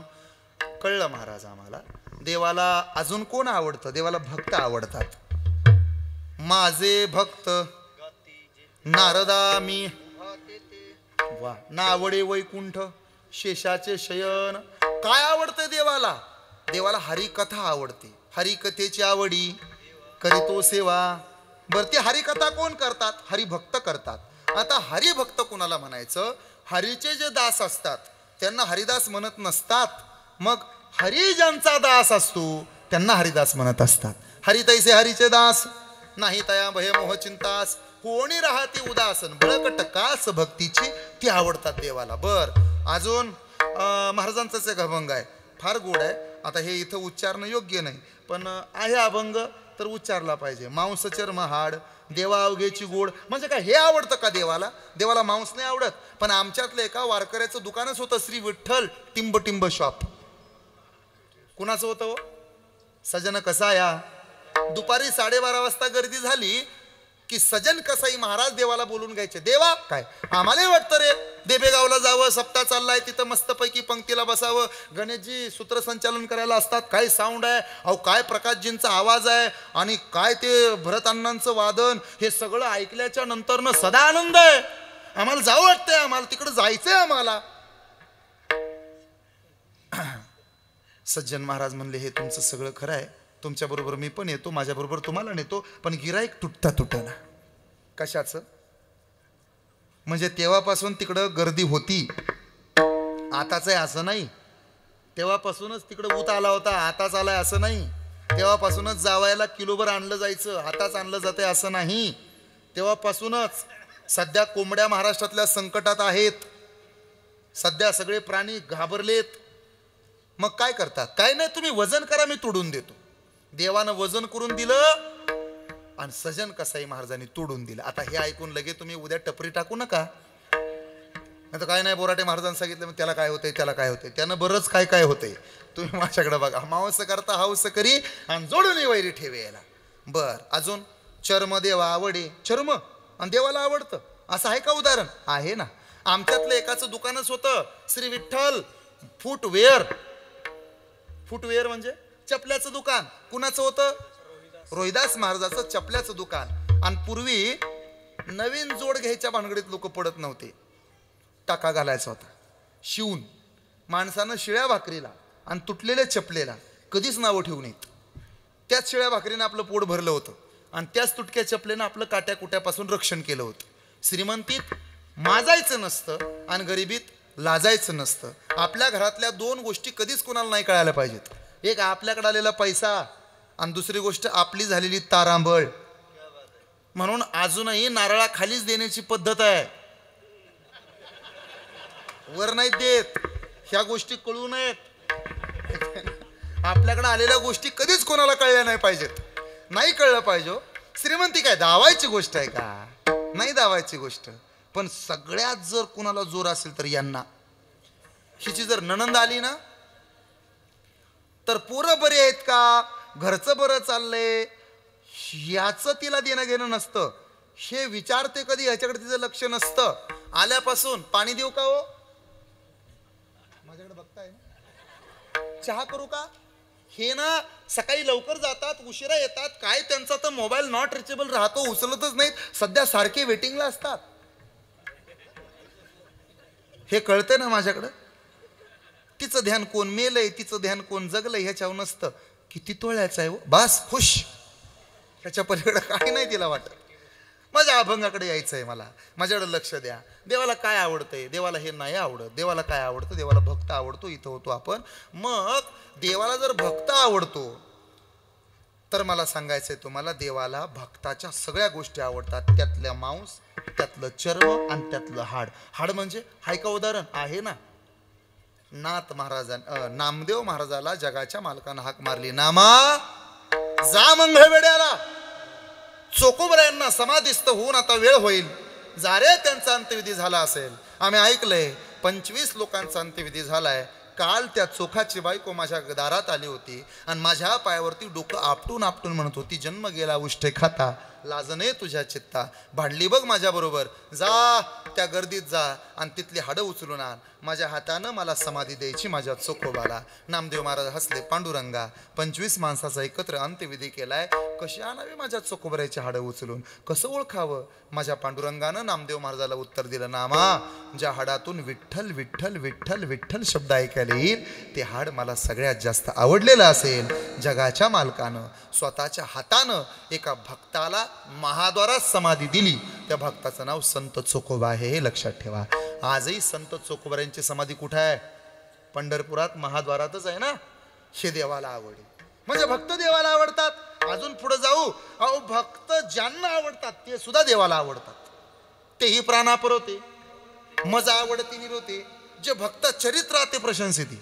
भरत अण्णा देवाला आवडतीलच हो, प्रकाश महाराज देवाला आवडतीलच हो, ऐकता ना, योगेशजी देवाला आवडतीलच, सिद्धेश्वर महाराज देवाला आवडतीलच, सदानंद महाराज देवाला आवडतीलच, सागर महाराज देवाला आवडतीलच. पण ही माणसं ज्यांना आवडतात ती माणसं सुद्धा देवाला जास्त प्रिय राहतात.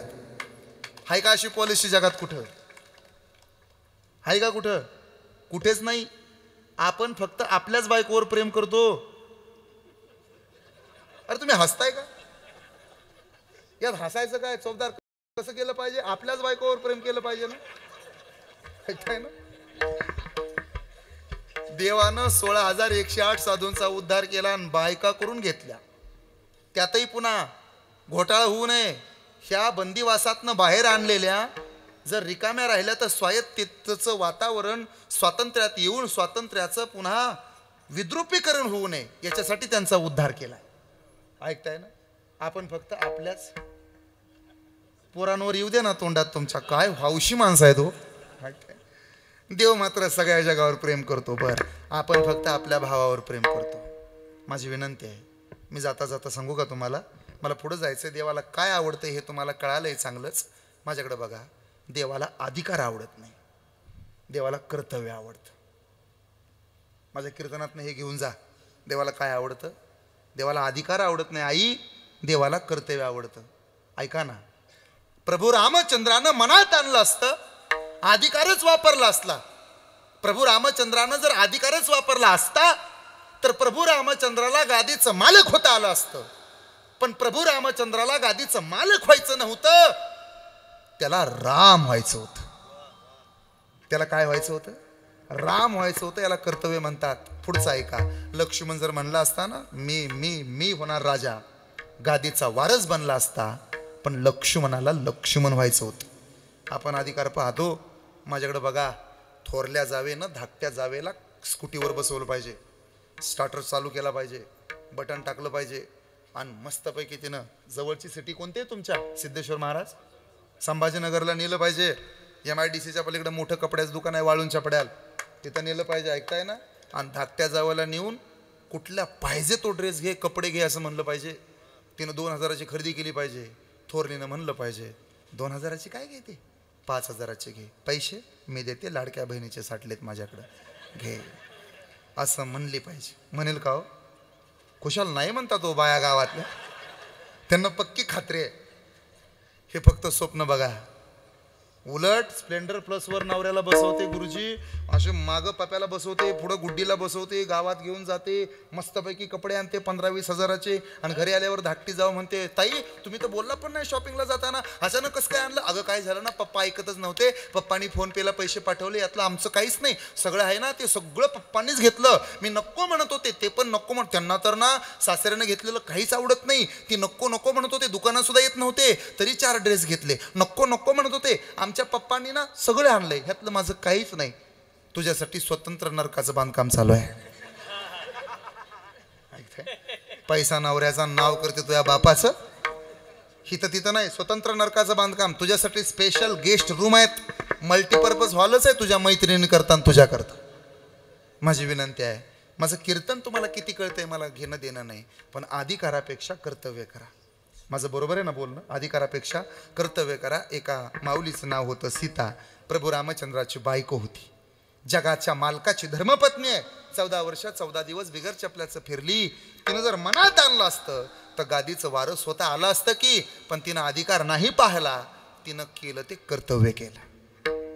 निरोप माझा कसला घेता, निरोप माझा, निरोप माझा कसला घेता, जे ते राघवते ते सीता. झाडापासून फुला सावली वेगळी करता येत नाही, फुलापासून सुगंध बाजूला होत नाही, साखरेपासून जशी गोडी बाजूला होत नाही ना, तसं मालक तुमच्यापासून वेगळी होणार नाही. मला अर्धांगिनी म्हणतात, मी कर्तव्य करेन. माझी विनंती आजच्या कीर्तनातनं देबेगावला, मला परत बोलवू नका, नाही बोलवू दे मला कन्नड तालुक्यातनं, पण माझं एवढं आहे का, अधिकार पाहू नका रे, कर्तव्य पहा. 2 सख्खे भाऊ होते, त्या 2 भावांना 2 सख्ख्या बहिणी जावा जावा झाल्या, भांडणं व्हायला लागली. घर तिथं भांडण होतच असतं. तुम्ही 2 जण भाऊ आहात, आम्ही 3 जण भाऊ आहात, तुम्ही पण भाऊ आहात, तुम्हाला पण भाऊ असेलच, तुम्हाला सगळ्याला यातनं यावं लागले. एक दिवस असा येतो की लोकांच्या सांगण्यावरून आपल्या बायका फुकतात. बरोबर ना चोपदा? आपल्या बायका फुकतात. माझ्याकडे लक्ष द्या, मला सांगायचंय तुम्हाला, माझी तळमळ असेल याच्यामध्ये. काय झालं, 2 सख्ख्या जावा बोलायच्या बंद झाल्या. होतं ना असं कधी कधी घरात, बोलायच्या बंद झाला, एकमेकांना टोचून बोलू लागल्या. स्वयंपाक करताना बडबड सुरू झाली. धाकटीनं बडबड करावी किचनवरती आल्यानंतर, थोरलीनं बडबड करावी चूल पेटवताना. कामं वाटून घेण्यावरून भांडण झालं. 2 मिनिटात सांगतो बाबा, अधिकारापेक्षा कर्तव्य का जपलं पाहिजे. कामावरून भांडणं झाली. तुमचं तुमच्या भावावर प्रेम असेल तर मन लावून ऐका. दोघांची भांडणं सुरू झाली, कामावरून भांडणं झाली, पैशावरून भांडणं झाली, वाद होऊ लागले. थोरला नोकरीला होता, धाकटा शेती करत होता. थोरला नोकरीला होता, धाकटा शेती करत होता. शेती करणाऱ्याला संकोच वाटायचा, थोरल्याला कसं म्हणावं की आता वेगळं राहूया, आणि थोरल्याला वाईट वाटायचं, गावात एवढी इज्जत आहे, माझ्याकडं बघून माणसं उदाहरणं देतात, पाटलाचं घर आहे, मोठी माणसं आपण, वाडा कसा वाटून घ्यायचा. आता तर घर बांधलं, आता तर चांगलं झालं. आईबाप होते तोपर्यंत म्हणत होते वेगळं राहू नका, आहेत तोपर्यंत म्हणतायत वेगळं राहू नका. माणसं म्हणतात आईबाप आहेत तोपर्यंत वेगळं राहू नका. आईबाप आहेत, आईबाप मेल्यानंतर वेगळं राहू, पण आईबाप होते तोपर्यंत एकत्र होती पोरं, असं तरी लोकांनी म्हणावं. याकरता म्हातारी जिवंत आहे तोपर्यंत एकत्र राहूया.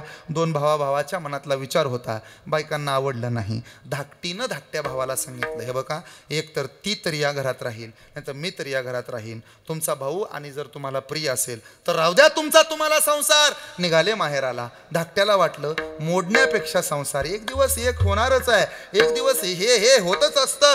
घरोघरी मातीच्या चुली राहतात, कधी ना कधी वेगळं राहायचंय, हरकत नाही. दबक्या पावलानं घरात आला. थोरला भाऊ नोकरीवरनं घरी आला होता. 5:30 पावणे 6 झाले होते. सूर्य पश्चिमेला झुकला आणि तो आपल्या सोप्यावरती बसताना पेपर वाचत होता. धाकटा समोर आलाय, थोरल्यासमोर बोलत नाही, पण थोरल्यानं ओळखलं धाकटा कशा करता आलाय, नक्की वाटणी करता आलाय. थोरल्यानं धाकट्याच्या पाठीवर थाप टाकली आणि काय म्हणला माहिती आहे, मला माहिती आहे एक दिवस वेगळं राहायचंय, राहू, हरकत नाही, माझी इच्छा होती रे. आई आणि बाबा आहेत तोपर्यंत वेगळं राहायचं नाही, पण असू नाईलाज आहे. अजून आपलं असं काही झालं नाही, माझ्यासाठी नाही, पण तुझी लेकरं लहान आहेत, मी मोठा आहे, लोक माझ्यावर बोट दाखवतील, पण आता तुला राहायचंय वेगळं तर वेगळं राहू. पण ऐक ना माझ्या भावा, तू धाकटा आहे, मी थोरला आहे, तुझ्यापेक्षा लोक मला जास्त ओळखतात, तुझ्यापेक्षा मान मला जास्त आहे. मी वाटणी करतो, तुला मान्य नाही. मी वाटणी करतो, तुला मान्य नाही. मान्य. माझी विनंती आहे तुला माझ्या भावा, लोकाला पाटील नाही करायचं. मी वाटणी करतो, माझ्यापेक्षा ढळतं तुला देतो. अधिकारापेक्षा कर्तव्य करायचं. मी मोठा आहे. ऐक रे माझ्या भावा, आजच वेगळं राहू, आत्ताच वेगळं राहू. तुझी चूल वेगळी, माझी चूल वेगळी. कधीच कुणाच्या दारात यायचं नाही, कधी कुणाचं तोंड पाहायचं नाही. पण मी वाटणी करतो तशी वाटणी तुला मान्य असेल तर होय म्हण.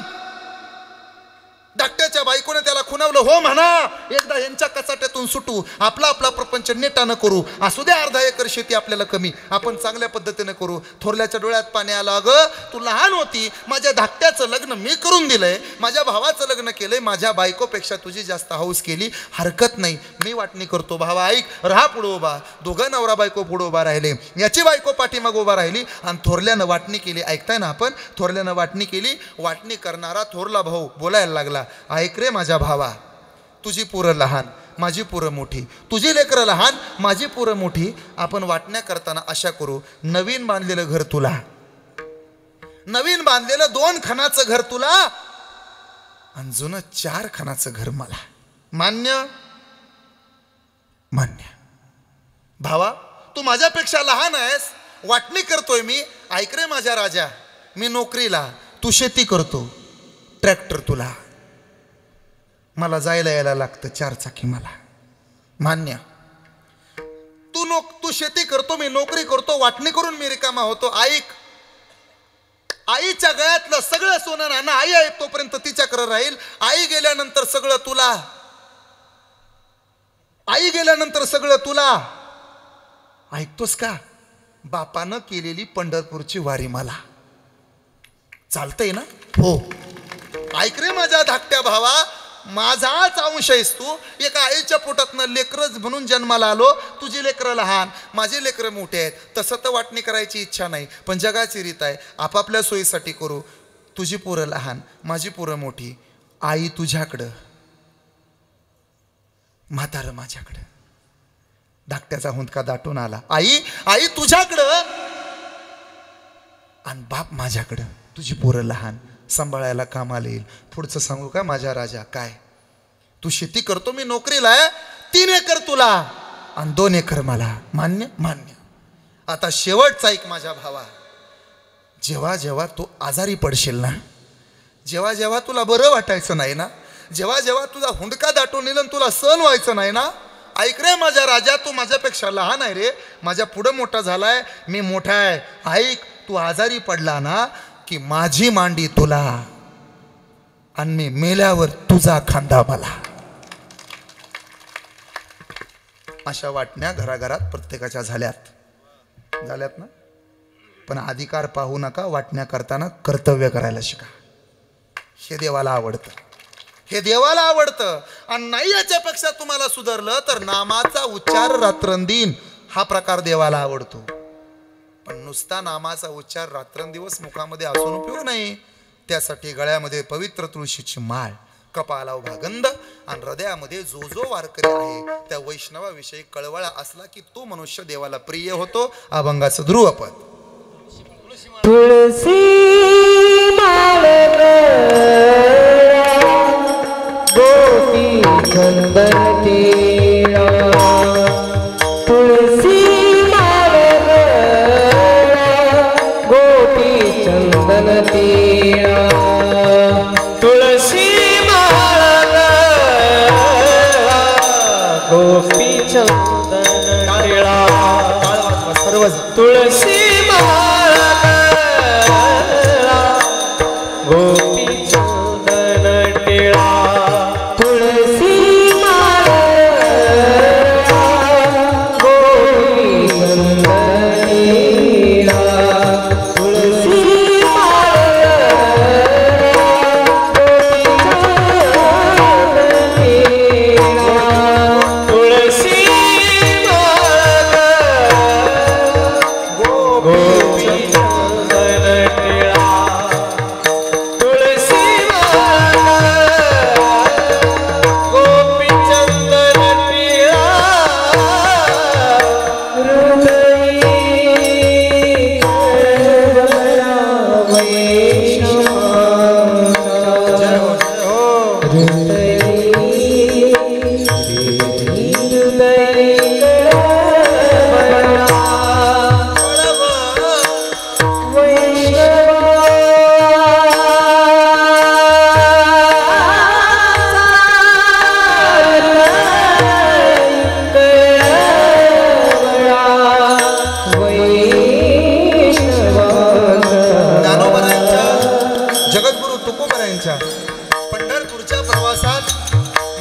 एकमेकाला अरे तुरे करत नाही, एकमेकाला नावानं हाक मारत नाही. अख्खं जग ज्ञानोबरायांच्या नावानं हाक मारतं. काय म्हणतो आपण एकमेकाला?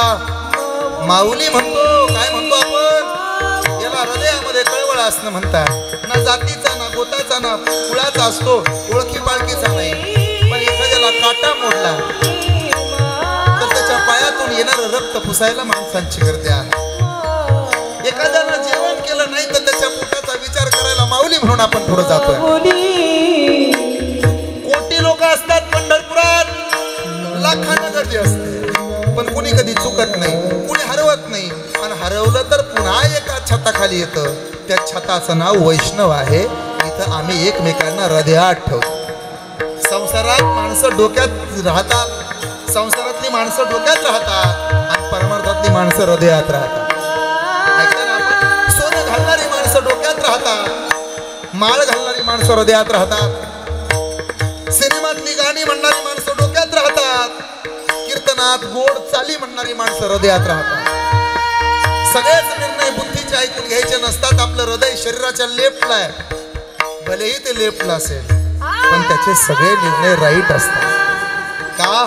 त्या हृदयामध्ये वैष्णव राहतात म्हणून.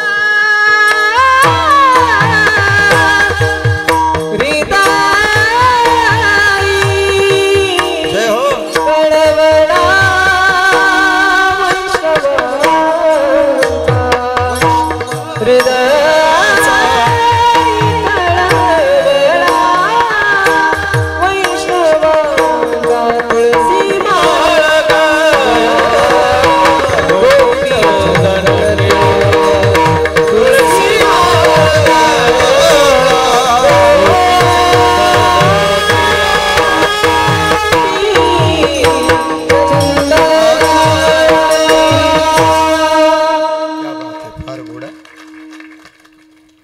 देवाच्या शेजारी जाऊन उभा राहण्याकरता अधिकार असावा लागेल, पण देवाच्या हृदयात जाण्याकरता कर्तव्य करावं लागेल.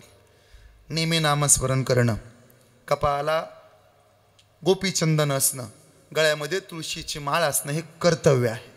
आणि अधिकारापेक्षा कर्तव्य देवाला आवडतं. हा प्रकार आवडे देवासी. दुसरं काय आवडतं ना आवडतं मला माहीत नाही, पण या प्रकारावर प्रेम करून देव कृपा करतो. 4 कृपा आहेत तुमच्या माझ्या सर्वांवर, एवढं सांगतो थांबतो. लक्ष द्या. मला कल्पना आहे तुम्हाला झोपा आल्यात ना? हां, मग माझ्याकडे लक्ष द्या. 1 भगवंत कृपा, 2 संत कृपा, 3 सगळ्यात महत्त्वाचे आहे गुरुकृपा, आणि 4 बापाची कृपा. मी उलट जातो गणेशजी. बापाची कृपा. लोक कधी कधी बडबड करतात आमच्या समोर, बापानं काय नाही केलं, काय नाही केलं, काय नाही दिलं, काय नाही दिलं, काय नाही दिलं, काय नाही दिलं. अरे भल्या माणसा, तुझ्या बापानं तुला त्याचं नाव दिलंय, अजून कोणती कृपा तुझ्यावर करावी? सगळं दिलं असतं बापानं आपल्याला नावच दिलं नसतं तर. पंचपंख बिना, हाती दंत बिना, नारी पुरुष बिना, पुत्र बाप बिना, बाप बिना, सुमिरन कर रे मेरे मना, बीती उमर हरी नाम बिना, देह नैन बिना, देह नैन बिना, रैन चंद्र बिना, मंदिर मंदिर दीप बिना, बीती उमर हरि नाम बिना, सुमिरन कर मेरे मना, बीती उमर हरि नाम बिना, बीती उमर हरि नाम बिना, नाम बिना, नाम बिना. काल मला एक जण म्हणे काय फरक पडतो देह नाही नवीन असलं तर. अरे म्हणलं काय झाडी, काय डोंगर, काय हाटेल कशानं बघतो भावा? त्याला पाहिजेत डोळे. आणि लोक म्हणे बापाची कृपा नाही. पुढचं ऐका जरा, माझ्याकडे लक्ष द्या. गुरुची कृपा, श्री गुरु सारिखा. अरे म्हणा ना तुम्ही कामावर जायला, अरे म्हणा ना श्री गुरु सारिखा, इतराचा लेखा, राजयाची कांता, गुरु तेथ ज्ञान, ज्ञानी आत्मदर्शन, दर्शनी समाधान, आथी जैसे कृपा? कोणती? संत कृपा झाली म्हणा म्हणा, इमारत. आणि चौथी कृपा, मला माहित नाही तुम्हाला किती देवाची कृपा आवडते, पण ती कृपा व्हावी लागते. ऐकताय ना? कोणती कृपा? देवाची कृपा. तू विटेवरी सखये बाई हो करी कृपा. सखये बाई हो करी कृपा. तू विटेवरी सखये बाई हो करी कृपा.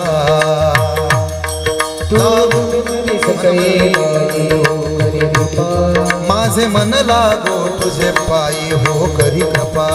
टाळी वाजवा.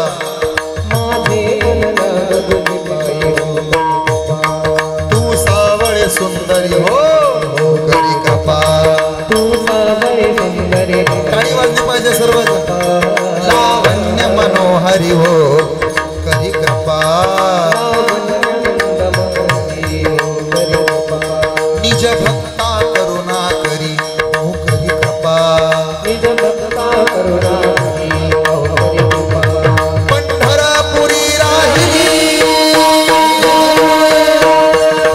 पंढरपुरी राहिली, डोळा देखी सत्य पाहिली. वरुणी विठाई, वरुणी विठाई, सच्चिदानंद बाबाई हो करी कृपा.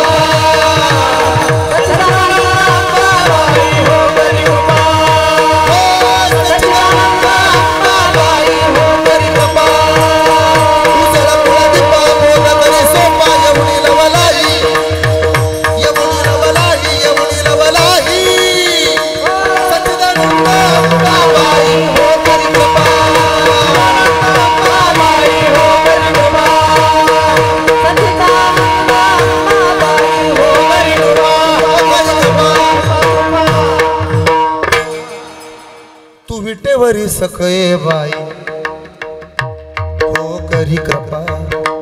हो माझे मन लागो तुझे पायी हो करी कृपा. तू सावळे सुंदरी हो करी कृपा. लावण्य मनोहरी हो करी कृपा. हो निज भक्ता करुणा करी हो करी कृपा. पंढरपुरी राहिली, पंढरपुरी राहिली, डोळा देखिली सत्य पाहिली. वरुणी विठाई, वरुणी विठाई, सच्चिदानंद बाबाई हो करी कृपा. हो उजळ मुला दीपा बोध करी सोपा येऊनी लवलाई.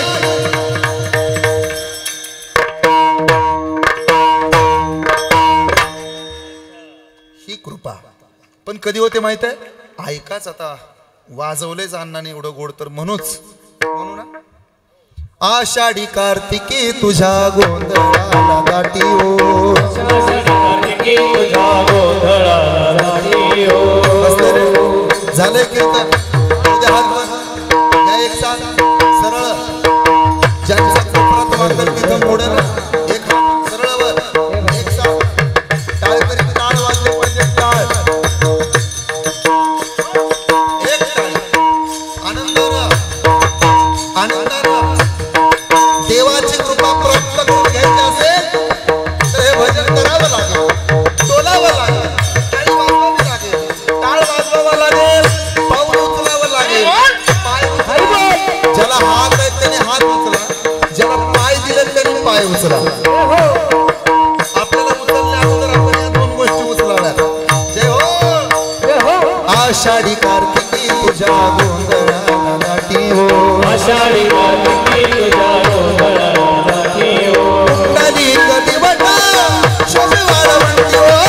कुंडली कधी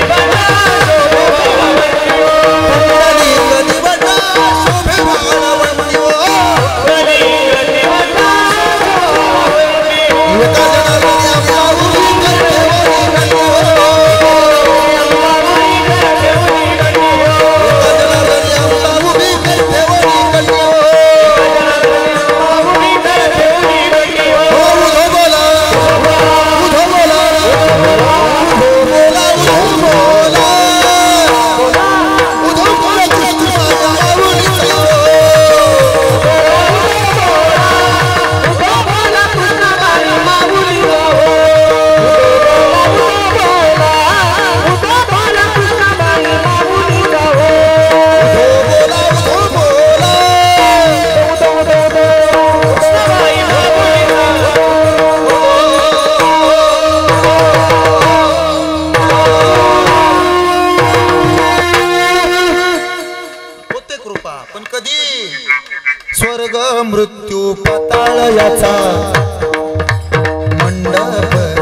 गातीला हो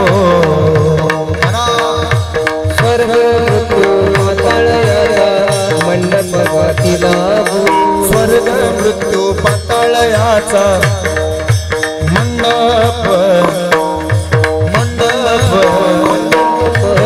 मंडप काहीतरी स्वर्ग मृत्यू पाताळ याचा मंडप गातीला हो. जगद्गुरु तुकोबारायांनी सुद्धा तुम्हाला जर देवाला आवडायचं असेल, आई जगदंबेला आवडेल ना आवडेल, पण विठू माऊलीला आवडणारा गोंधळ सांगितलाय. गोंधळी गोंधळी गोविंद गोपाळाचे मिळे, गोंधळी गोंधळी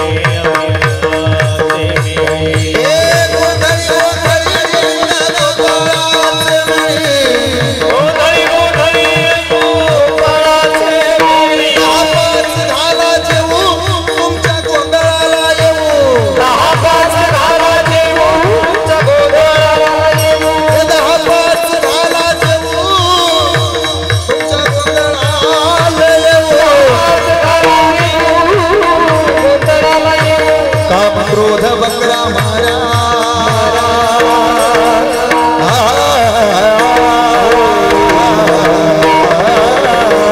काम क्रोध बकरा मारा माईच्या वरा हे गोंधळी गोंधळी गोविंद गोपाळाचे मिळे.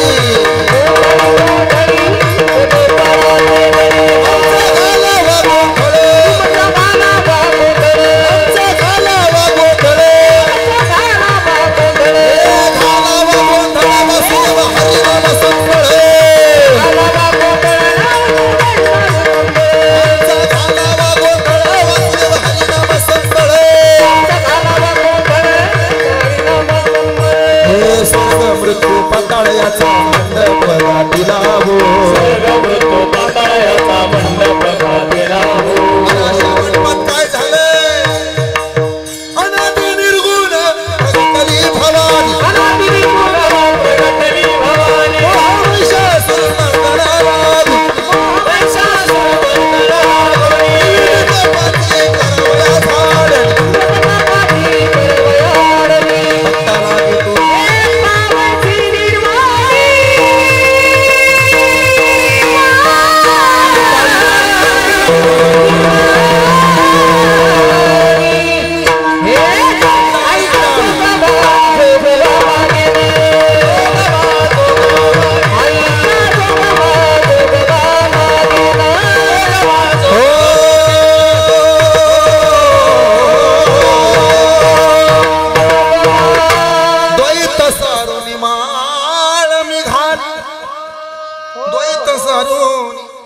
बाबा एकटे नसतात आणि तुम्ही ज्या आरती कुचक्यासारखं बसलाय त्या आरती तुमच्या द्वैत आहे.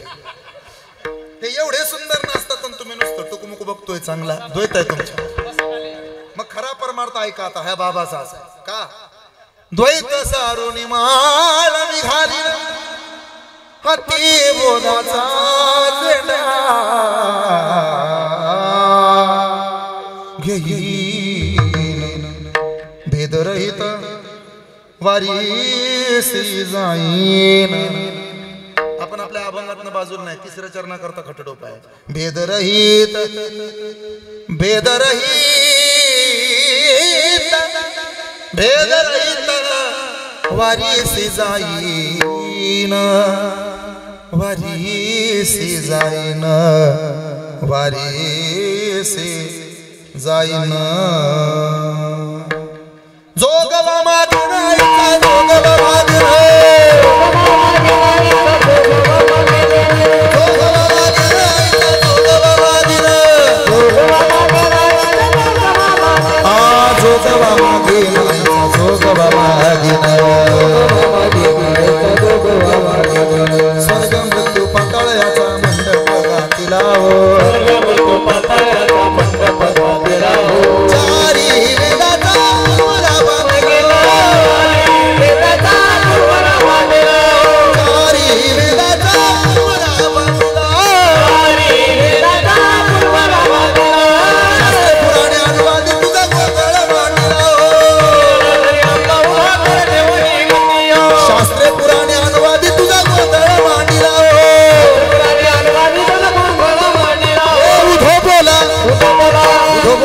उधो बोला उधो बोला बोला उधो बोला उधो बोला कृष्णाबाई माऊलीचा हो उधो बोला उधो बोला उधो बोला कृष्णाबाई माऊलीचा हो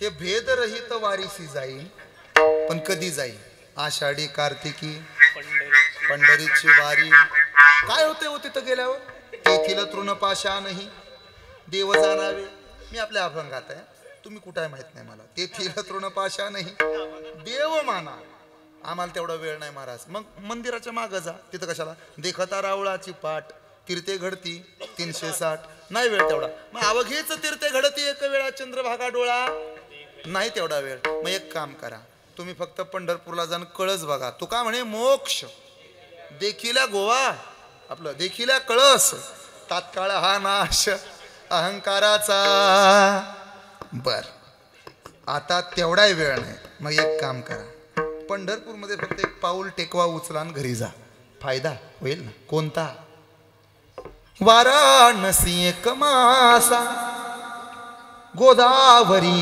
एक दिवसा पंढरी पाऊल परेसा ऐसा ठसा नामाचा नामाचा नामाचा साधन निर्धारी आन नाही साधन निर्धारी आन नाही साधन निर्धारी आन नाही साधन निर्धारी आषाढी कार्तिकी पंढरीची वारी आषाढी कार्तिकी पंढरीची वारी साधनाची वारी आनंदाची साधनाची वारी आषाढी कार्तिकी हो पंढरीची वारी आषाढी कार्तिकी पंढरीची वारी साधन निर्धारी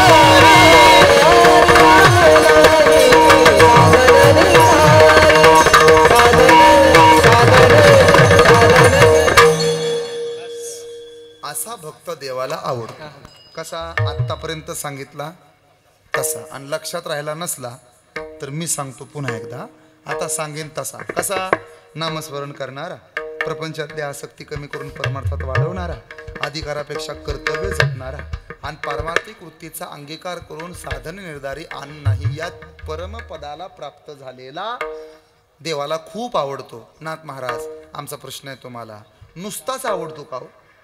नुसतं आवडणं वेगळं नुसतं आवडणं वेगळं काहींना मी खूप आवडतो पण माझ्याविषयी आदर नसतो भरत महाराज काहींना खूप आवडतात पण त्यांच्याविषयी आदर नसेल म्हणजे असेलच पण असं असू शकतं आवडणं वेगळं काहींना कीर्तन खूप आवडतं का आवडतं हां भारी असतं आपलं टाळ्या वगैरे वाजवायला मिळतात इकडं तिकडं शांत कीर्तनानंतर पंगत पण असते ना त्यामुळं आवडतं पण ते हृदयात जात नाही आवडणं वेगळं आणि भावणं वेगळं पूजनीय असणं वेगळं ना आम्हाला सुद्धा बरेच जण आवडतात अमुक आमके खूप आवडतात तमुक तमके खूप आवडतात पण प्रत्येकावरच श्रद्धा बसते का नाही बसत ना आपल्या बापापेक्षा कितीतरी ताकदीचे लोक जगात असतात मग जेवढी इज्जत बापाला देता आहे तेवढी इज्जत काय जगातल्या प्रत्येकाला देता का नसते द्यायची महाराज का बाकीचे फक्त आवडतील बाप आपल्याला भावतो तसं जगात खूप माणसं आहेत आवडतात पण भावत नाहीत मला माफ करा पण एक कटू सत्य सांगतो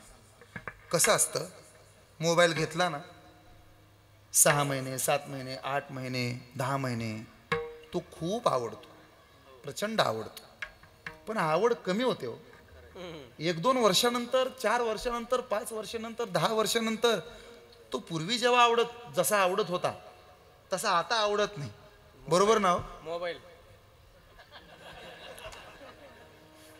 ही गोष्ट मोबाईलसाठी नव्हती. ऐकताय ना? होय बरोबर का चौकदार? तो का होय म्हणले की नाही ते?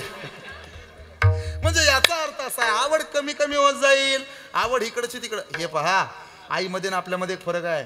आपल्याला जर विचारलं ना कोण सुंदर आहे, आपण नटांची नावं घेऊन नटीची नावं घेऊ. अमुक नटी देखणी दिसते, अमुक नट लय भारी दिसतो, त्याची पर्सनॅलिटी मला आवडते, तो खूप आवडतो मला, असं वगैरे वगैरे उत्तर देऊ आपण. पण एकदा स्वतःच्या आईला विचारा, आई सांग जगात सगळ्यात सुंदर कोण आहे?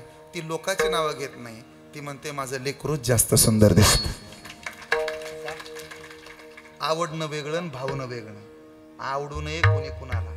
मला काल एक जण म्हणला, मला ना तुमचं कीर्तन खूप आवडतं. याचा अर्थ ते भावत नसावं. याचा अर्थ सरळ ना, तुमचं गाणं मला जर खूप आवडत असेल याचा अर्थ आहे ते मला भावत नाही. मला ते खूप भावतं. भावण्याकरता पूजनीय असावं लागतं, भावण्याकरता वंदनीय असावं लागतं, भावण्याकरता त्याच्या पायावर डोकं टेकू वाटल असं वाटावं लागतं. आणि यापेक्षा पुढचं सांगू का, त्याच्या पायावर डोकं टेकवल्यानंतर आपल्याही आयुष्याचा उद्धार व्हावा लागतो. धन्य हे मस्तक सर्वांगा शोभले. कधी माहितीये? कधी माहितीये? काल्याची पंगत झाल्यानंतर. धन्य हे मस्तक सर्वांगा शोभले. कधी शोभले? कधी शोभले? संतांची पावले लागताची धन्य मस्तक सर्वांगा शोभले. आणि ज्यांच्या पायावर डोकं टेकवल्यानंतर खरंच मस्तक धन्य होतं, अशी महात्म्य असणारी माणसं, अशी साधुवृत्तीची लोक देवाला नुसते आवडत नाहीत, तर ते पूजनीय असतात. अभंगाचं शेवटचं चरण. एक जनार्दनी, एक जनार्दनी, ऐसा ज्याचा नेम. एक जनार्दनी, एक जनार्दनी,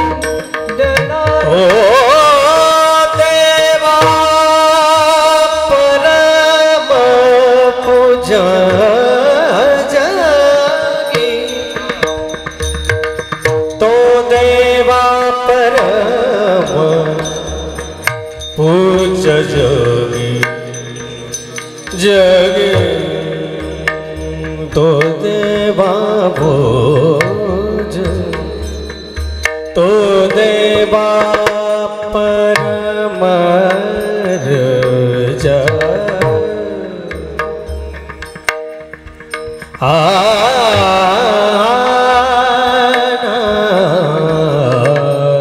पूज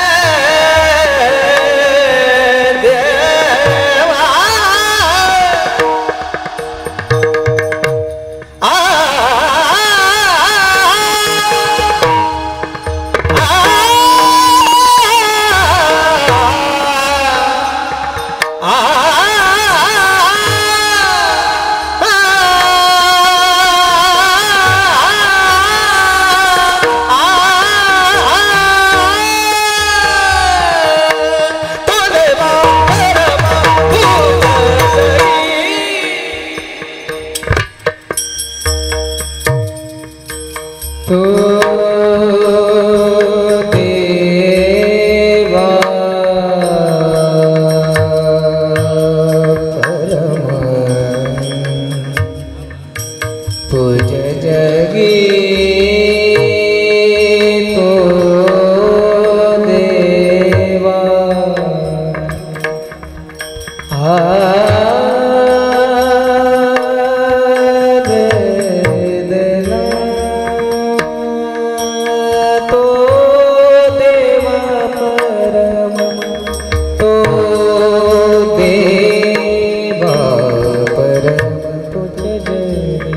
पूज्य जगी देवा तो देवा देवा देवा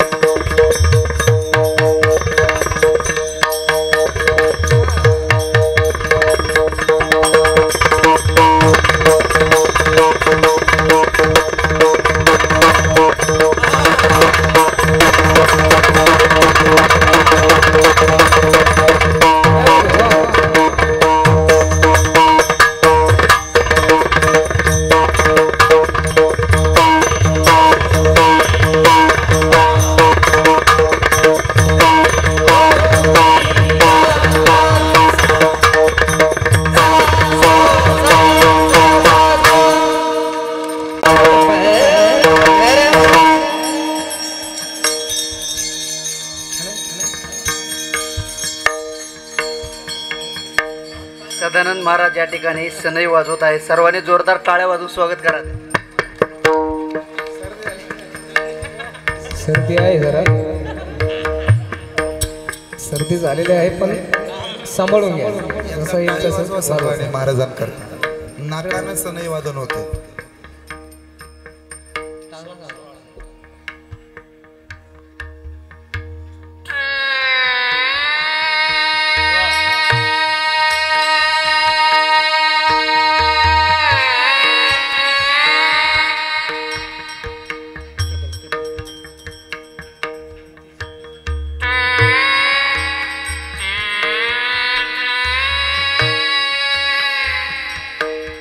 Ah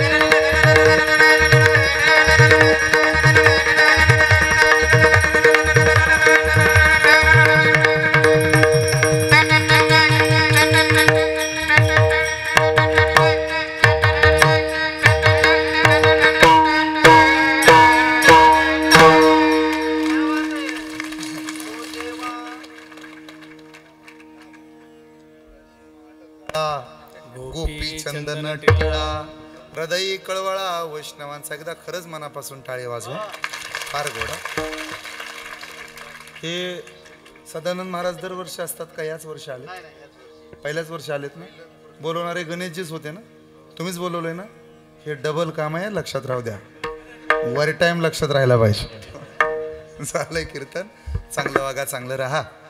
सगळ्यांना शुभेच्छा. माझं गाव इथून बरंच लांब आहे. नाते पुते माहिती आहे ना तुम्हाला? गोत्यात आणणाऱ्या नात्यांना पोत्यात घालून हाणत होते आमच्या. एवढ्या लांबून आज इथं आलो. कधी मोठ्या महादेवाला आलात तर आवर्जून आमच्या घराला भेट द्या असं आग्रहाचं आमंत्रण देतो आणि थांबतो. गुरुवर्य ज्ञानदास महाराजांच्या कृपेनं, गणेश दादाच्या साक्षीनं ज्ञानाच्या प्रकाशात सदानंदाला भरतं यावं अशीच मागणी सिद्धेश्वराकडे मागतो आणि ढवळेश्वराला प्रार्थना करतो की हे सगळं सागराच्या साक्षीने व्हावं. म्हणजे आपलं एक केलं इशारा जाता जाता पुढच्या वर्षीचं बुकिंग. तुम्हाला नसेल कळलं तर मराठीत. तुमच्या सप्ताहाला खूप शुभेच्छा. झालेलं कीर्तन ढवळेश्वराच्या चरणी अर्पण करून सेवेला पूर्ण विराम. विठोबा रखुमाई.